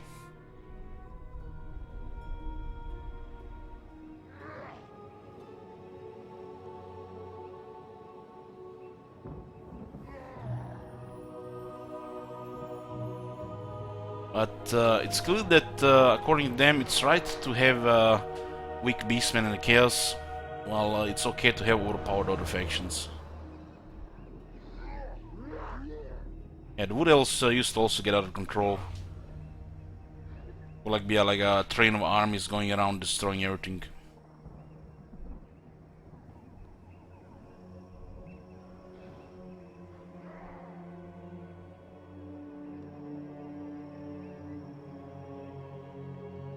Yeah, I have some screenshots when the Wound Elves were dominating.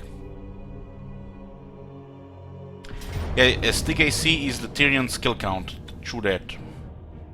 Sunfang hungers.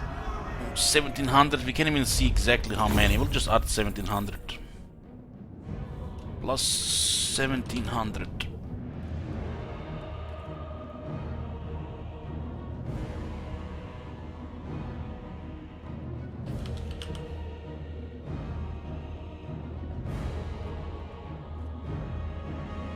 Slaves are always useful.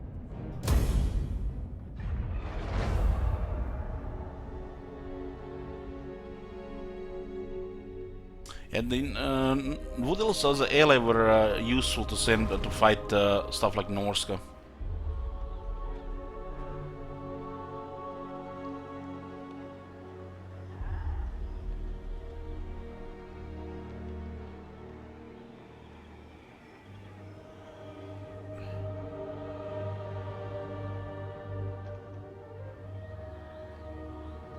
It's definitely a strange line, right?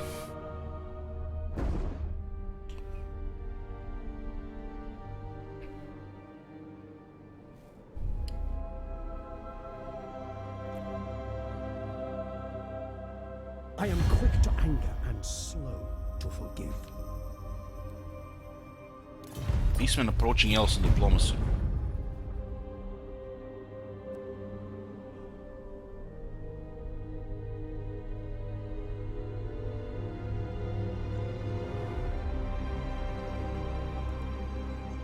Had a campaign in Warhammer 1 where we actually specifically targeted Wood Elves.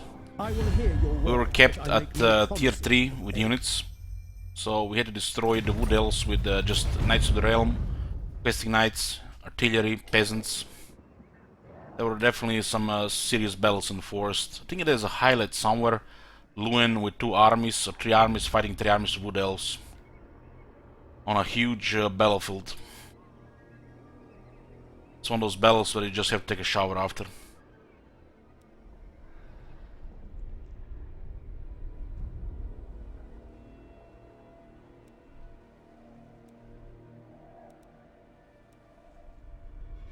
These armies with chosen in the north are definitely a bit too much for the Nagarund. We have Ultron protected, and that's all that matters. We don't have to expand outside Ultron. We can just ally with certain powers. We have 4 armies like this around Ultron, and most of the times we get results like this. So it's convenient to defend against a lot of chaos. We have on an island, we control the landing sites, so total domination on the defense. The Acer needs. Duty is its own reward.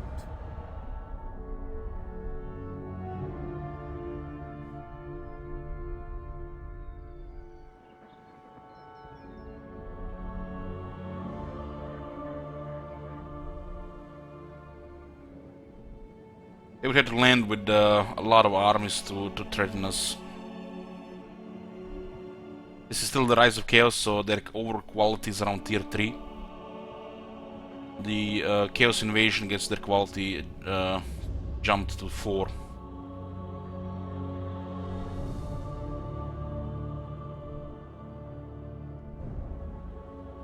Yoo-hoo! Looks like a lot of servants have split on the Empire. Calfran's about to have a rough time, you know, on the Isle of Wights. Isle of Wights.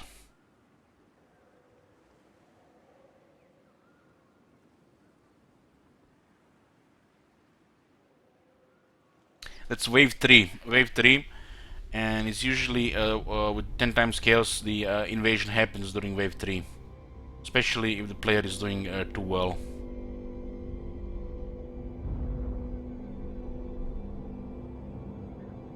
Nagarond has become even more of a wasteland with us and the chaos raising most of the stuff. Still no Archaeon, huh?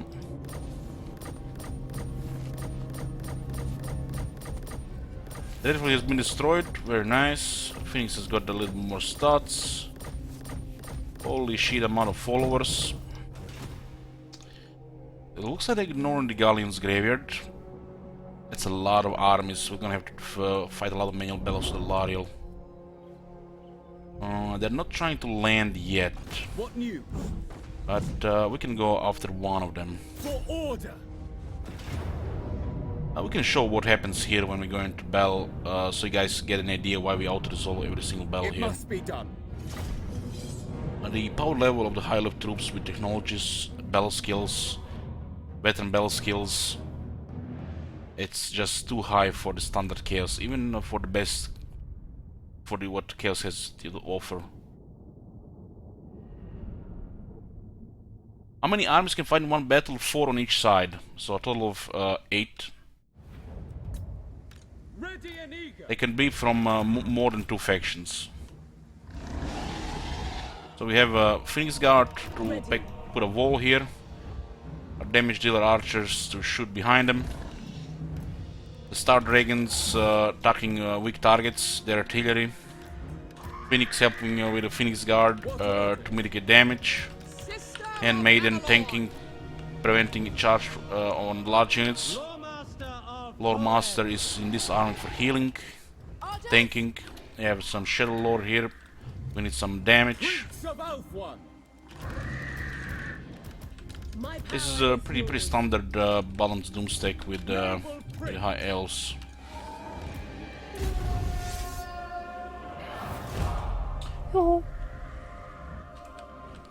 We could go a little bit back, just select the army and put a little bit back. We do have tactical advantage, but the enemy doesn't respect that. They're gonna shoot and wait. Once we destroy the Hell Cannon, the enemy will be forced to engage. We then are gonna be doing the reacting. The Phoenix Guard is vulnerable to the Hell Cannon explosions. The Phoenix Guard is only weak to magic explosions. It's their only weakness. Can the Handmaiden still get incendiary? Yes. This is a Handmaiden here. 101 melee defense without incendiary. 64 melee attack with 59 anti-large. Incendiary is can be very good for dueling, but this one is vigorous if I'm not mistaken, so she's made as a tank.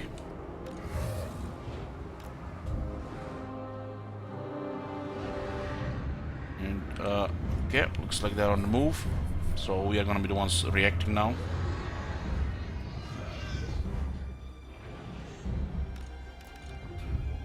One shot from the Hell Cannon, look at that direct damage. It's huge. It's a hard counter to the Phoenix Guard. Chosen of Poet.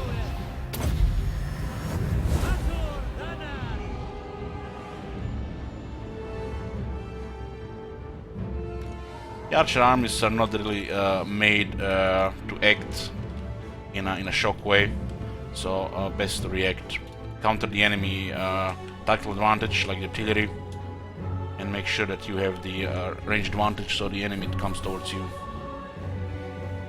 That was 2 shots. Okay. I see 1 shot hit behind. No, I'm not sure. Handmaiden of the Everqueen.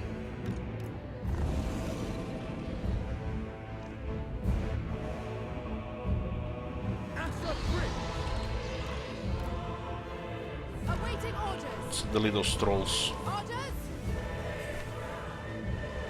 There are knights coming on the right. Handmaiden of the Everqueen. Loyal Guardian. She's suited to fight knights. Dragon will just help kill them faster.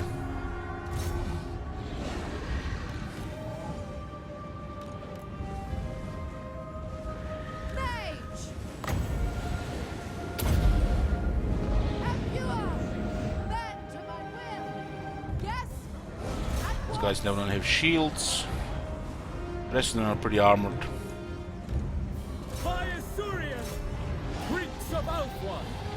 We'll cancel everything here. Defense for both dragons. Phoenix Guard is not really made for charging, they only 10 charge. Better to brace so they don't break the line. We can use the pendulum here, perfect opportunity. We'll swipe them on the side. Armor piercing.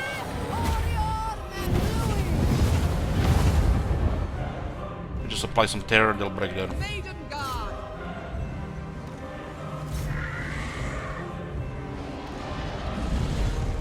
Some dragons are quite tanky, 86 defense, 100 armor, massive health, and they even have some fizz resist. Easy to heal. Lawmaster of Poet.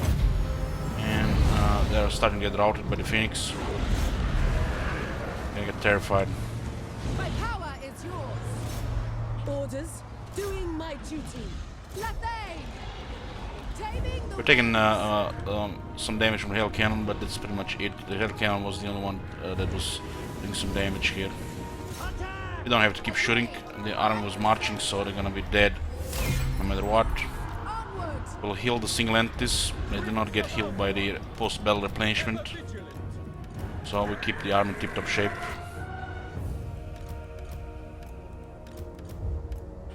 This army, the Lord Master has the Earth Blood for healing.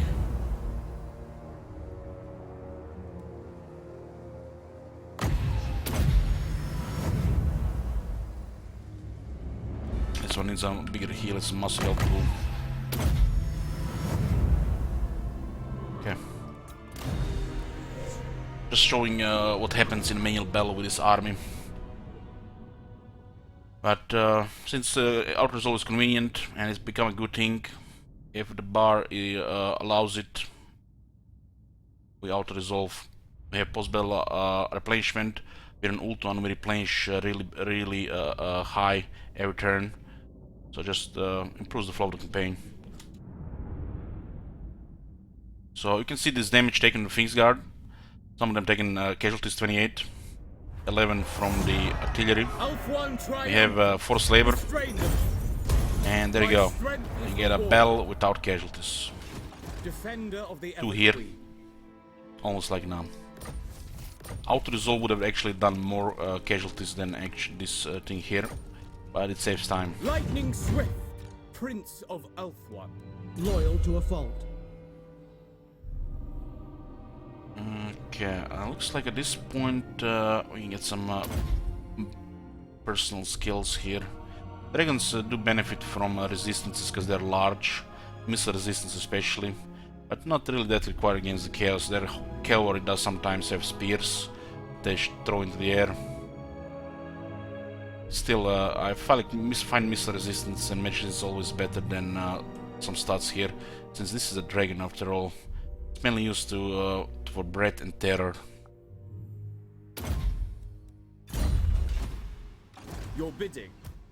The items on the character do provide quite a bit of stuff as well.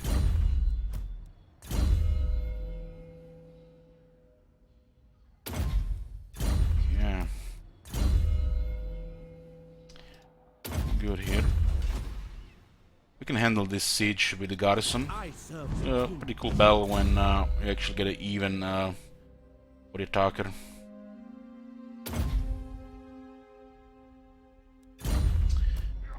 Lots of characters leveling up. We have some few armies with more than 2 heroes.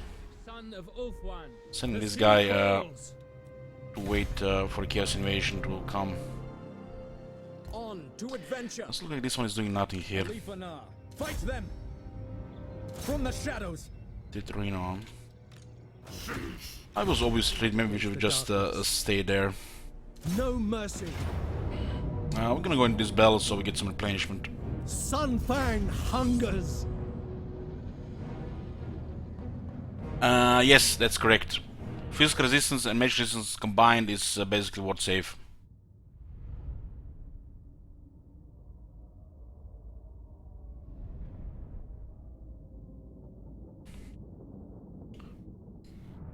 Since flaming attacks are not damage type, they're just modifier. Defender of Ulthuan.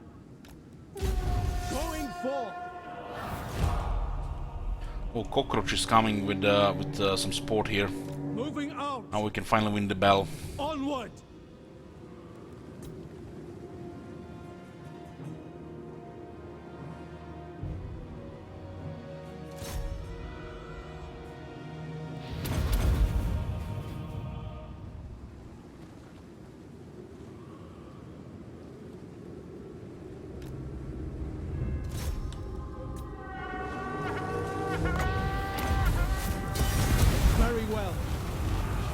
striking force. Even 161 attack and 123 charge doesn't guarantee you a hit. To glory. Knockback and 90% hit chance cap say otherwise.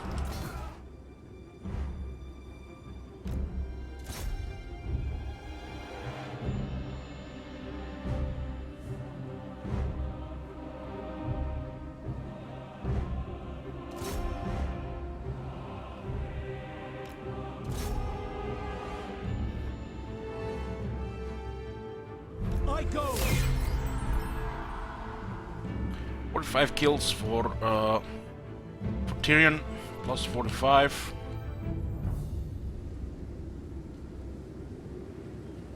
'87.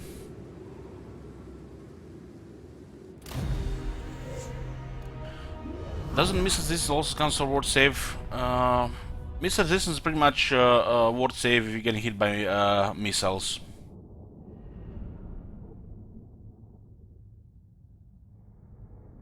Only against missiles, yeah.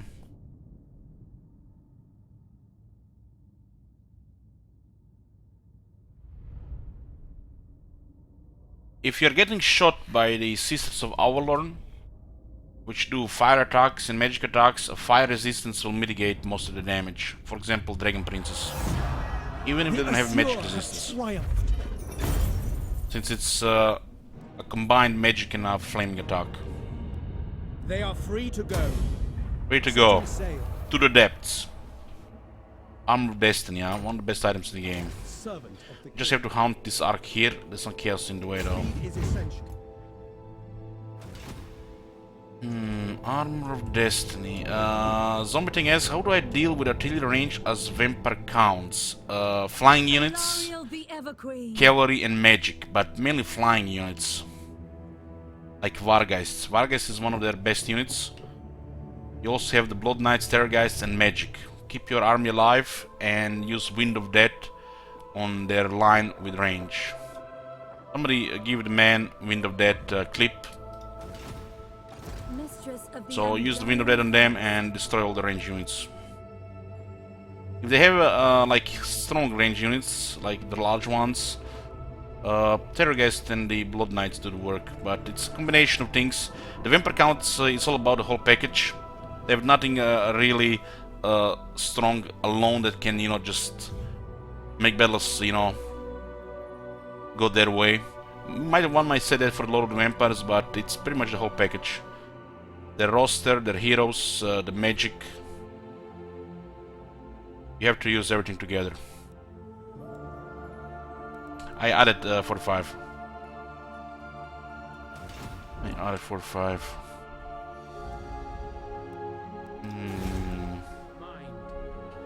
Charting a course.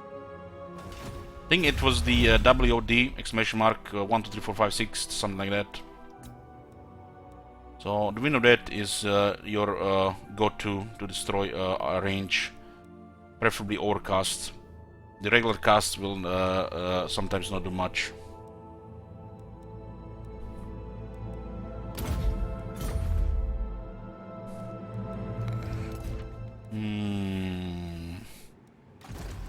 Grace given form. It's all good here. They might be ignoring him, and I guess that's fine. Booker is on the way. Amir is gonna stay here. All good.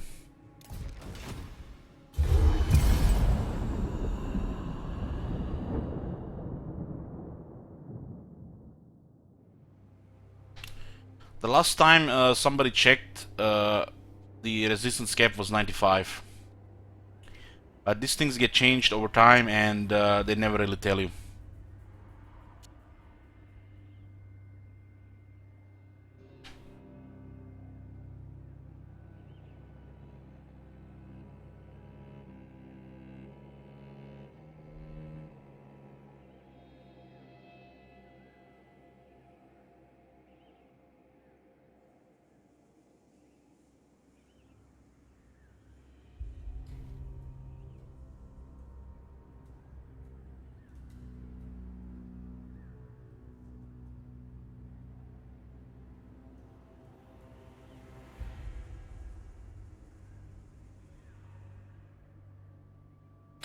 On 2 arms you get 20k civics, but you can see the treasury, we piled up a lot of bad loot.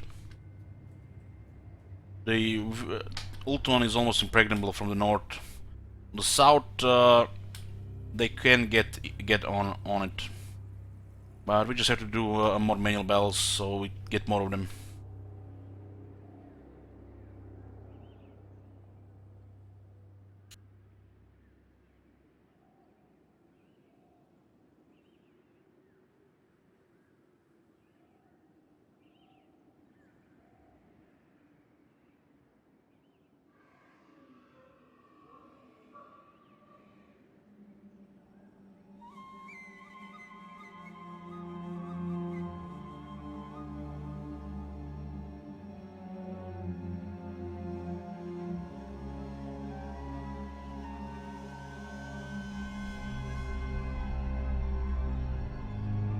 Thank you, the flower.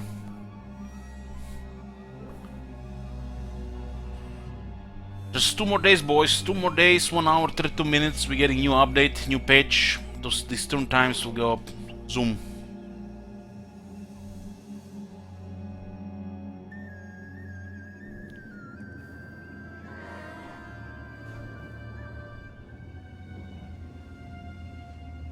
Sepulchral Stalker finally stalking, yeah.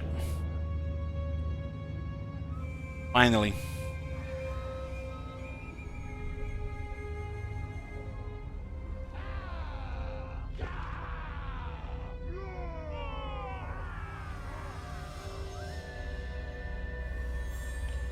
What's happening with turn times? They're releasing a patch which will improve the turn times.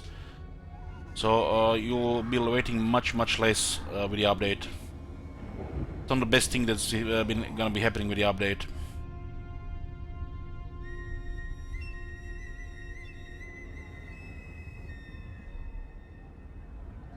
Yoo-hoo! So you can expect turn times to even be 50% shorter most machines.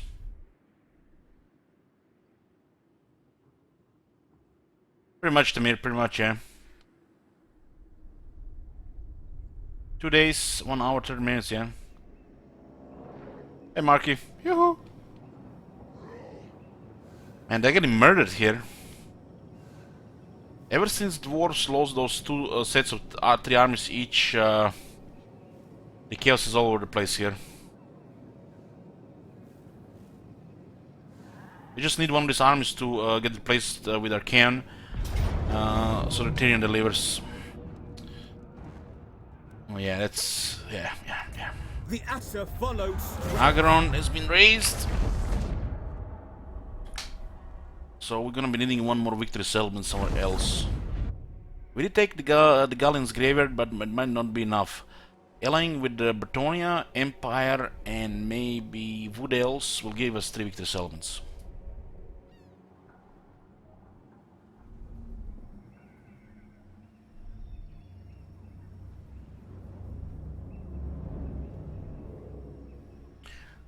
Nagaroth is finally becoming the wasteland it's supposed to be.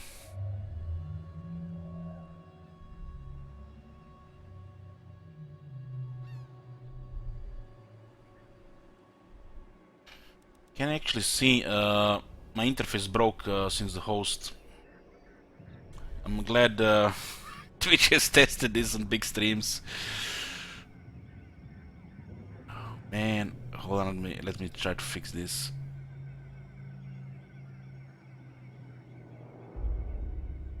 No, 1003. Lariel will definitely have to fight a lot of this.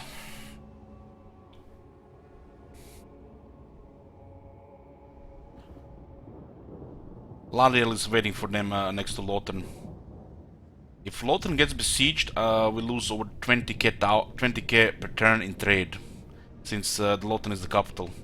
All the trade has to go directly into the capital.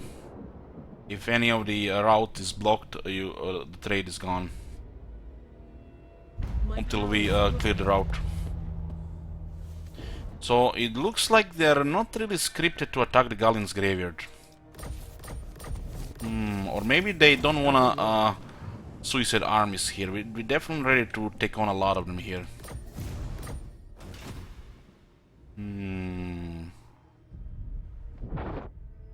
Where is the last Black Ark? It's here, huh? Tyrion, heir of an Aryan. We have to destroy the last one. This is the end of Nagaroth. Anchors away. We'll just sell Tyrion here. And hopefully they don't run away. We have to go with Tyrion here anyways. We have to send Tyrion here to defeat Archaon. Because we cannot expect for our allies to do it.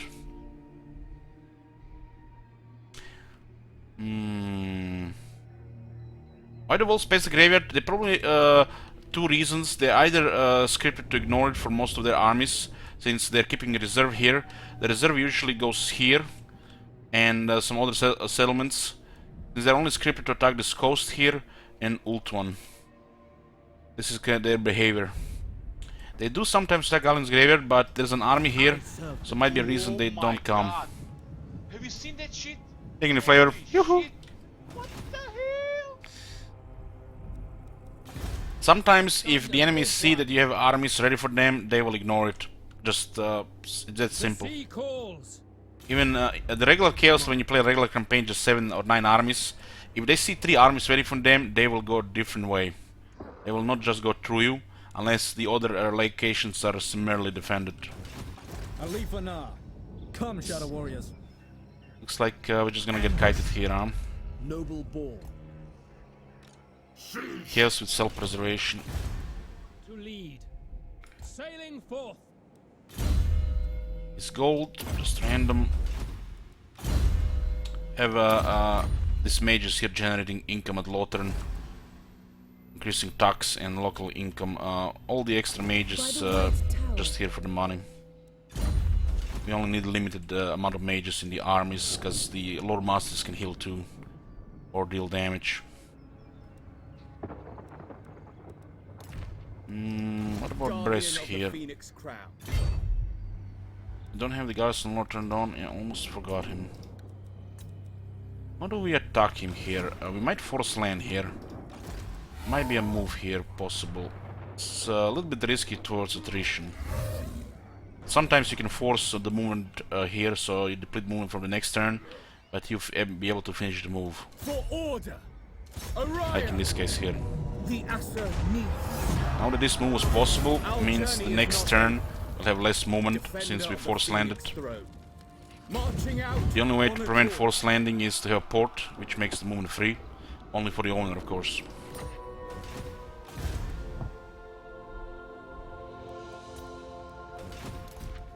All good here.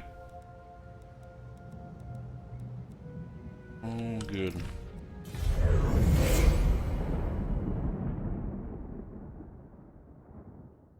Sending Booker south to defend Lothern.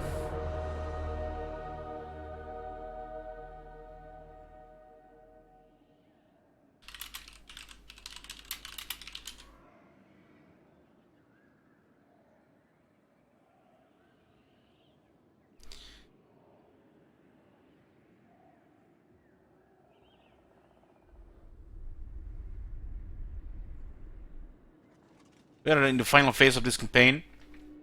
We just pretty much have to defeat Archaon and ally with a couple of order factions while defending Ulthuan. Ulthuan is almost impregnable. Eventually it could pile up, but we're doing great. The high health armies are powerful, and we do have lightning strikes on everybody except Alitana right now.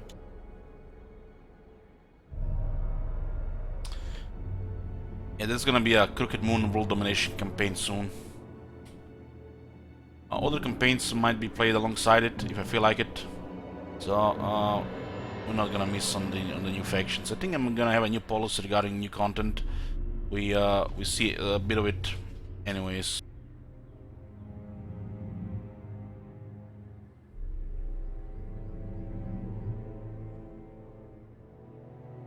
Even if we don't go for the victory screen, we might just play like until critical mass just to get familiar.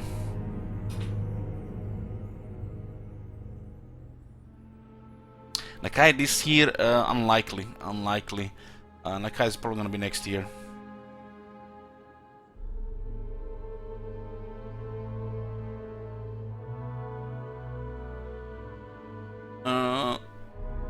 There might be a campaign playing alongside the Crooked Moon. Multiple campaigns at the same time.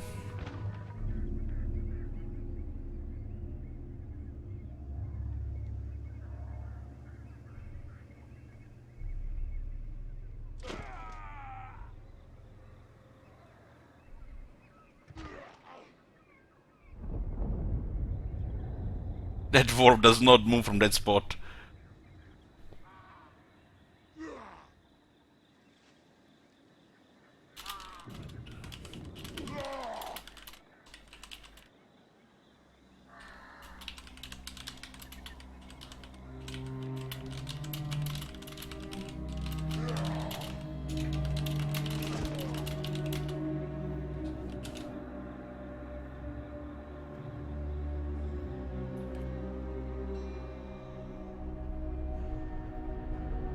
What's my viewer record? Like 1300. I think it was during the release of Tomb Kings.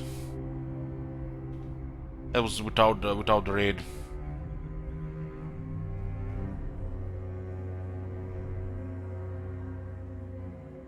Are the chaos waves still endless? For the most part, yeah. If you don't deal with the main faction. For the greater good, my sword is yours. We're currently in the third wave of Rise of Chaos, but the Chaos Invasion is about to happen any turn now, which will give us the means to stop the Chaos once for all.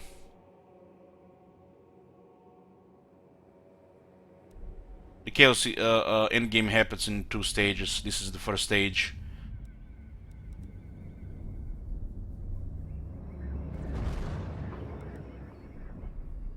Can you feel it? From the north they come.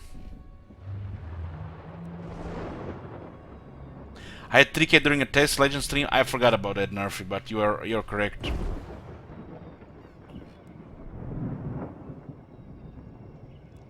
I think it was something like that.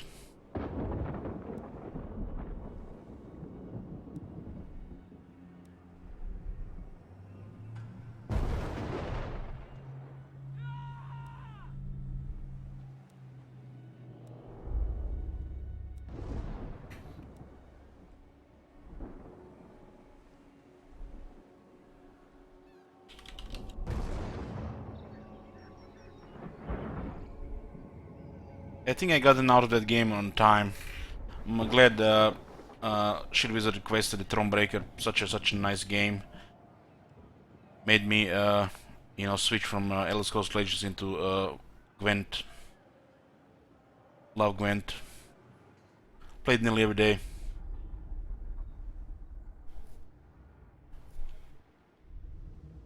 If there is time, I'll find some time to check out the new expansion on stream. I'm not gonna be doing anything off stream with that.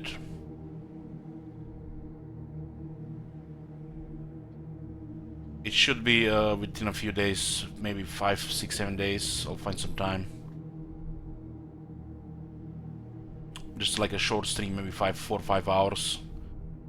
I'm looking forward to read all the new cards, open kegs. Very exciting times when they introduce new stuff in the games you like. It seems like it might even go around.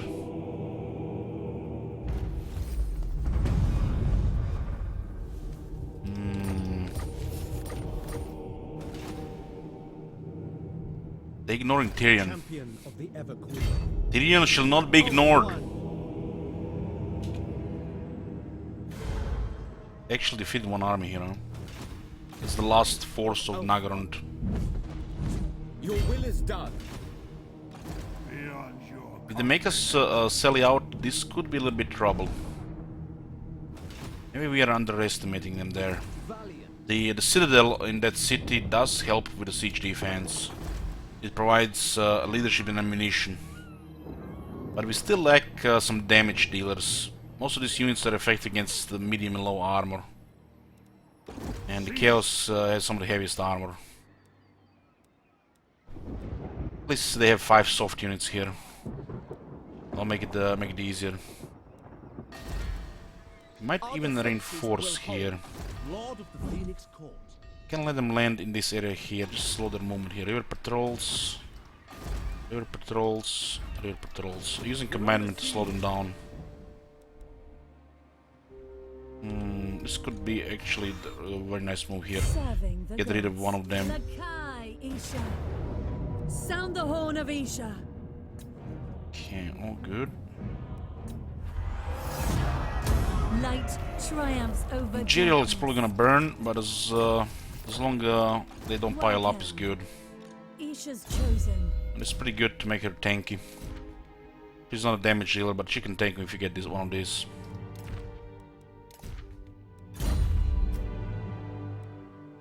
That's fine. Asur.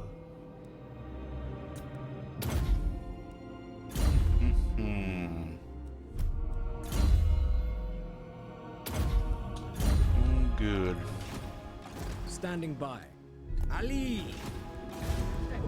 Of Alpha. We should probably do this. Ready to march. Probably this. If they retreat, we kill them next turn. For the Ever Queen! They retreated. Guardian of the Phoenix Crown. Now they are pinned by our zone of control, so they can't move. You can see the red here. They have nowhere to go. But this settlement might burn. I did confederate with Alariel and Alitanar to get their skills that provide faction-wide public order, tax income, and missile damage. Fortunately, we didn't get Teclis because he got just destroyed. Setting sail. They get a good sleep, yeah. I had over 8 hours. Given form. Look at this, they're ignoring our army here. I don't like when one of these armies is getting ignored like this. I wonder what happens if we actually leave this place. For science. For science, we should go back to Ultron anyways. We have done so many battles and we still haven't unlocked the Isha follower. I love it how the dragons, the phoenixes and the characters suffer more attrition damage than the actual regular units, which are more numerous. You know, 100 entities take less damage than a guy on a boat. While we have immunity from the reefs and maelstrom, but not the deep sea. It's interesting to see. With purpose. Why do they have the white lion lord, no white lions on him? Is this a trick question? I like his hair. Hunt. We begin. Fear us. Stalk the shadows. Our oath. Our fight. Time for battle. My kindred's embrace. Shattered realm. We stalk. Onwards. Got a landing strike here now as well. This one is medic, healer, 5% more. Is it the hero army or local? Hero's army. So she provides extra 5. Orders. Setting a course. Why would you get him over a regular lord? Well, let me show you why. Orders. He has natural missile resistance, being a white lion. And you can put him on a star dragon and I get extreme toughness. He also has additional missile resistance here as well. He just has the different dedication, which is really not a big deal.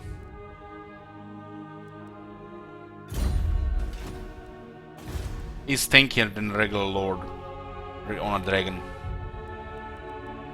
That's why. And he starts with an item while the regular lord does not have that item.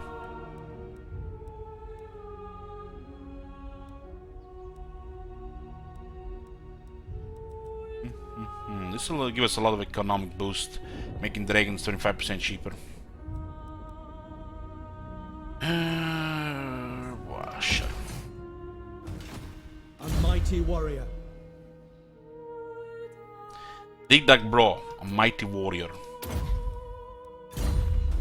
A worthy ally.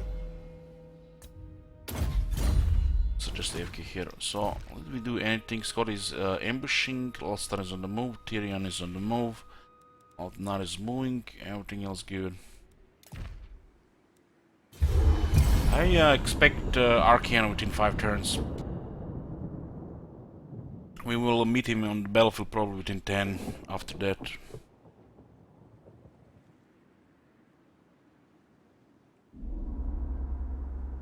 I despise you and all that you stand for. Speak. The Elven princesses were pretty good when Lothern Seaguard was a thing. Punitive, Ardent, the item from the Invocation of Wall which would provide map-wide range damage. But since that is no longer a thing, it doesn't matter anymore. Also the Elven Princess would provide reload buff as well. So the units would reload faster around her.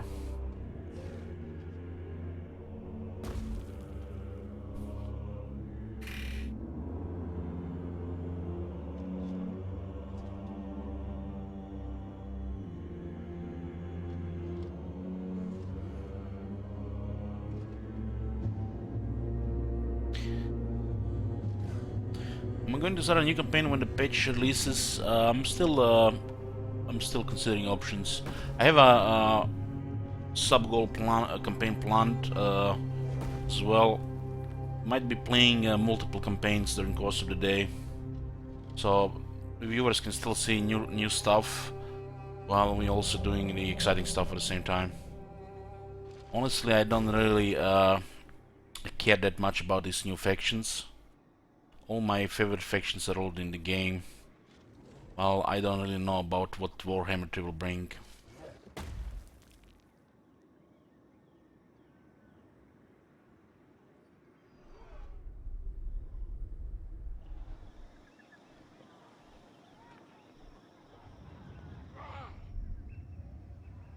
And they're actually doing pretty good here. Orsk have been destroyed. My people have striven to keep you from our realm. I give her peace, give him peace, and he declares war on our allies in that treachery, so we cannot accept peace here. I'm thinking about new policy regarding new content, so we get to try everything so people can see it. If not for the critical mass, just the first 70 turns, the early game. Some of these factions I will not really play until I really feel like, you know, playing something new or somebody has been requesting them. Although I have to say Clan Nation looks amazing, I do love their starting position. They have some cool stuff as well.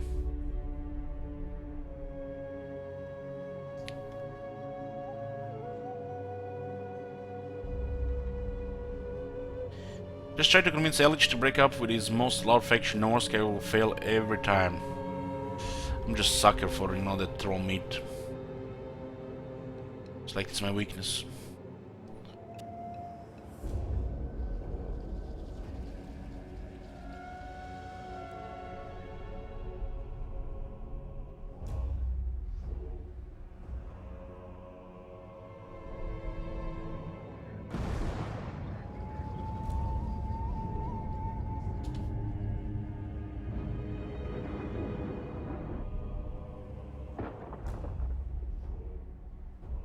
I can't believe Nakai is wandering around and nobody's actually trying to get rid of him. He's actually doing good this campaign. Must be one of those RNG campaigns where he got lucky. Usually he gets wiped early.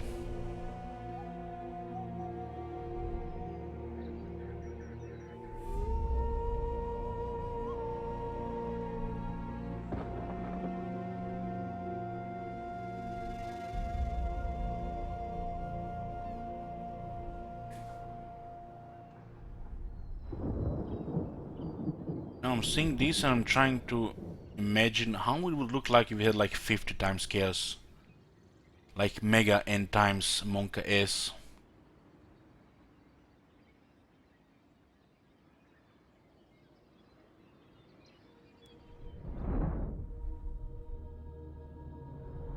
We're gonna be a little bit sneaky and attack our defenseless settlements, the small settlements, which can really fight the Chaos armed troops.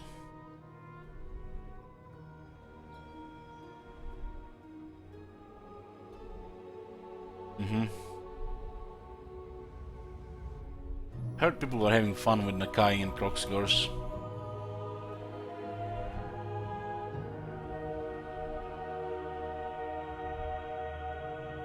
Yoo-hoo! Hey Mojo. Well then, Torgrim just spams 70 armies. I don't think the dwarves can afford 70 armies.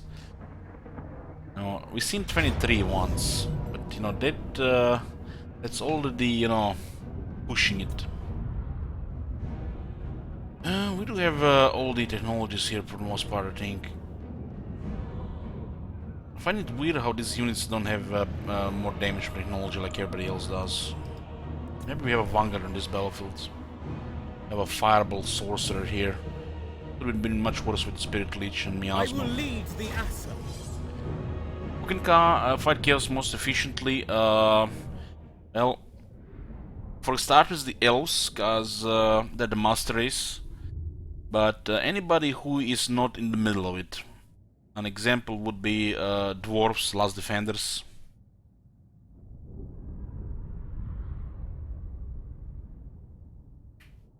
No, they will actually kill Marauders because we have 2 damage buffs, armor buff, 2 armor buffs, and attack buff.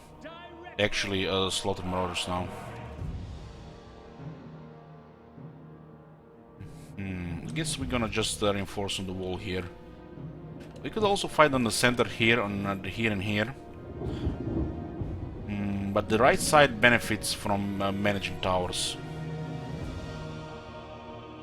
And this battlefield actually has the Vanguard area.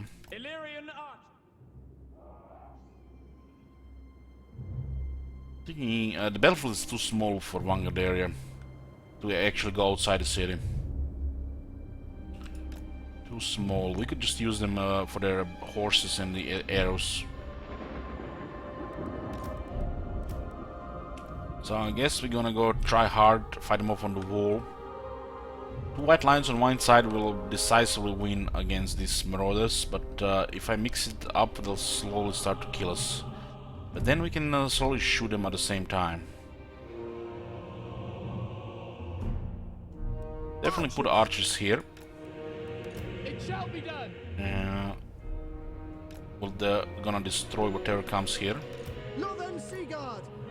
Understood! Put them in a group so we know they're in position. And I feel like this archer here fits a lot better actually. So we'll cover both sides here.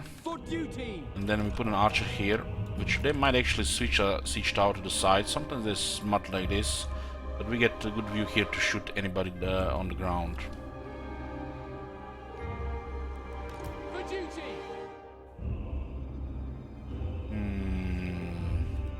White Lions! Spearmen. White Lions! Spearmen! I don't think they're gonna go for the door on the left side, so this is all good. White Lions! We'll just get ready for towers. Orders received. Lothern Seaguard! As you say. And we have 3 cav units.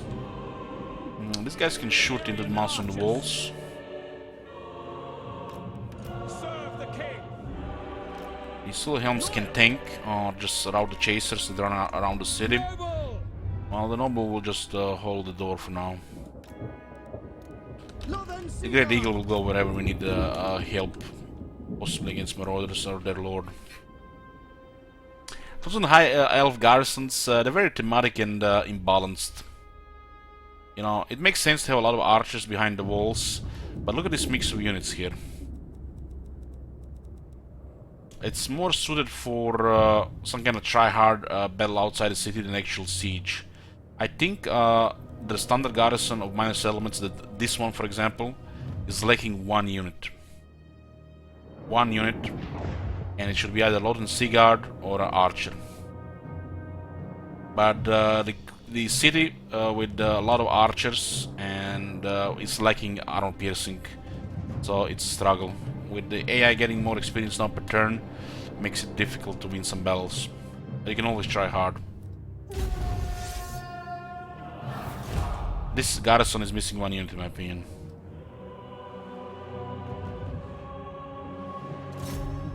I'll not shoot the towers because they're really hard to destroy with this type of tower.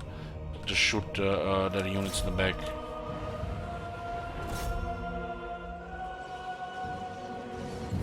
These units are soft against these missiles, so should be okay.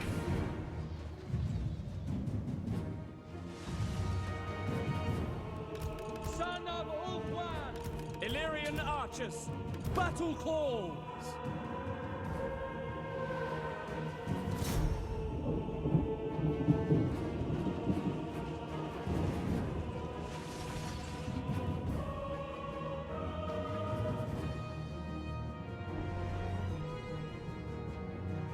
Hmm. 85. What is the total damage in this?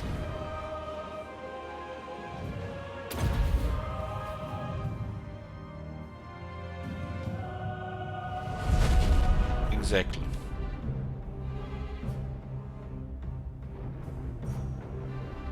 White Lions!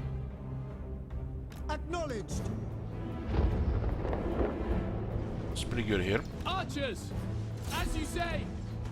Make Ulthuan proud! I love that Alice and 12% more missile damage. This unit was about to rout and they still climb. Let's make sure they get hit hard here so they flee.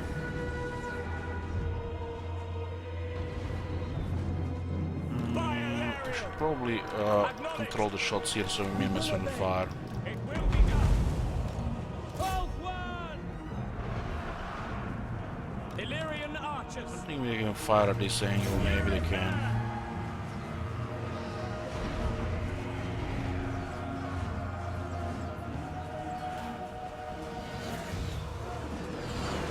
No, they can.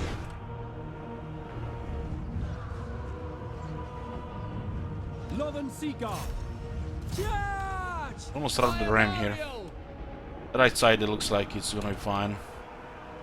We should just help here a bit. For duty! You know, maybe they, actually they, yeah, let's not do this here. Quickly now! White Lions!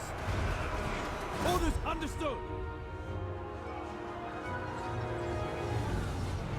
Yeah, this is pretty one-sided on this side. We will obey! Yeah, let's make sure they shoot them in the borders. There's a lot of red here. They're gonna split the unit. Understood! Advance! It will be done! How is this unit not routed? It's insane. Break my door? No, I'm gonna break my door. I'm gonna pay for that shit. By Alariel! Battle call! White Lions have some missile resistance and good armor. So I think some kind of fire will be acceptable here. As you say! At once! Acknowledged! Illyrian archers! Without fail!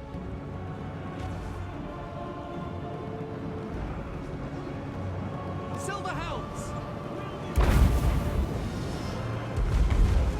For Ulthuan! Orders received! As one!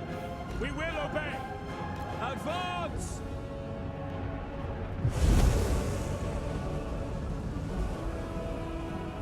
We advance!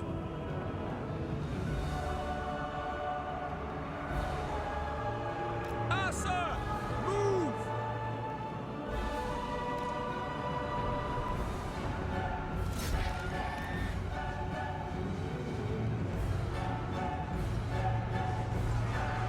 Apace! Asa, advance! I am ready! For duty!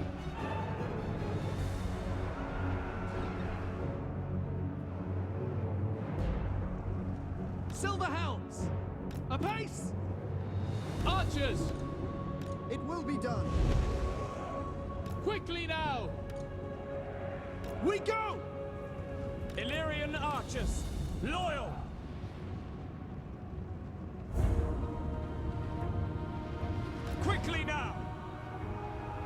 For duty!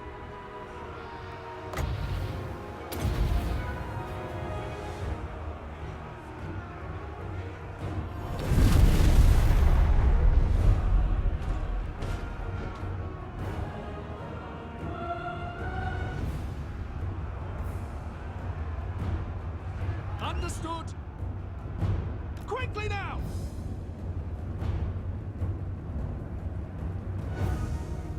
Illyrian archers. Asser, forward.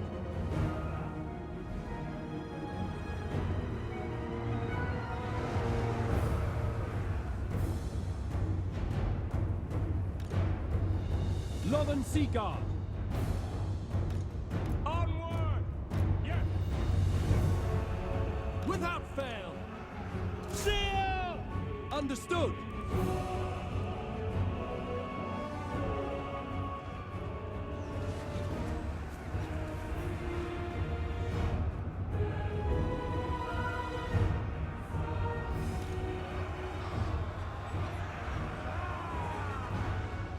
It shall be done!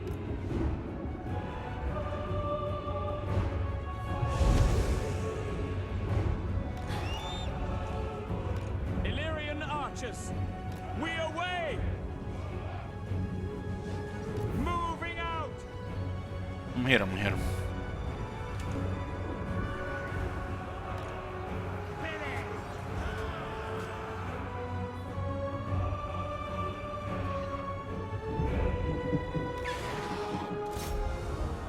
Illyrian archers.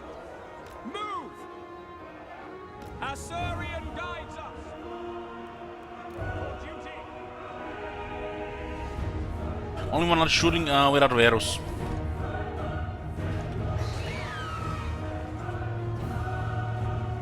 Asa, attack! Oh, we managed to actually save them here. They were almost routed.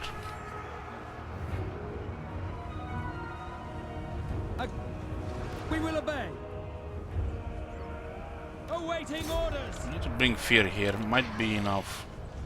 Lothern Sea Guard! Assor, withdraw! Death to all!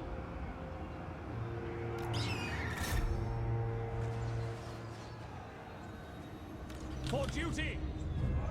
Asser, advance. Get high ground here. By Alariel! Loyal! Should be able to run out more unit here. Once they go down, the steel helms will be able to finish them off. Illyrian archers.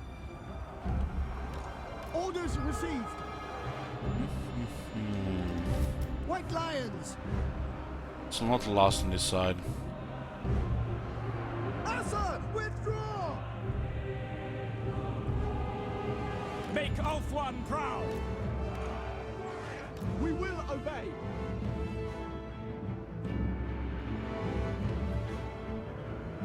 The noble is doing good here. Spearmen! Spearmen doing good because they're tired, the enemy. Silver helms! Probably would have been better if you just pick a train and start charging. We Sending away! more stuff. Loyal.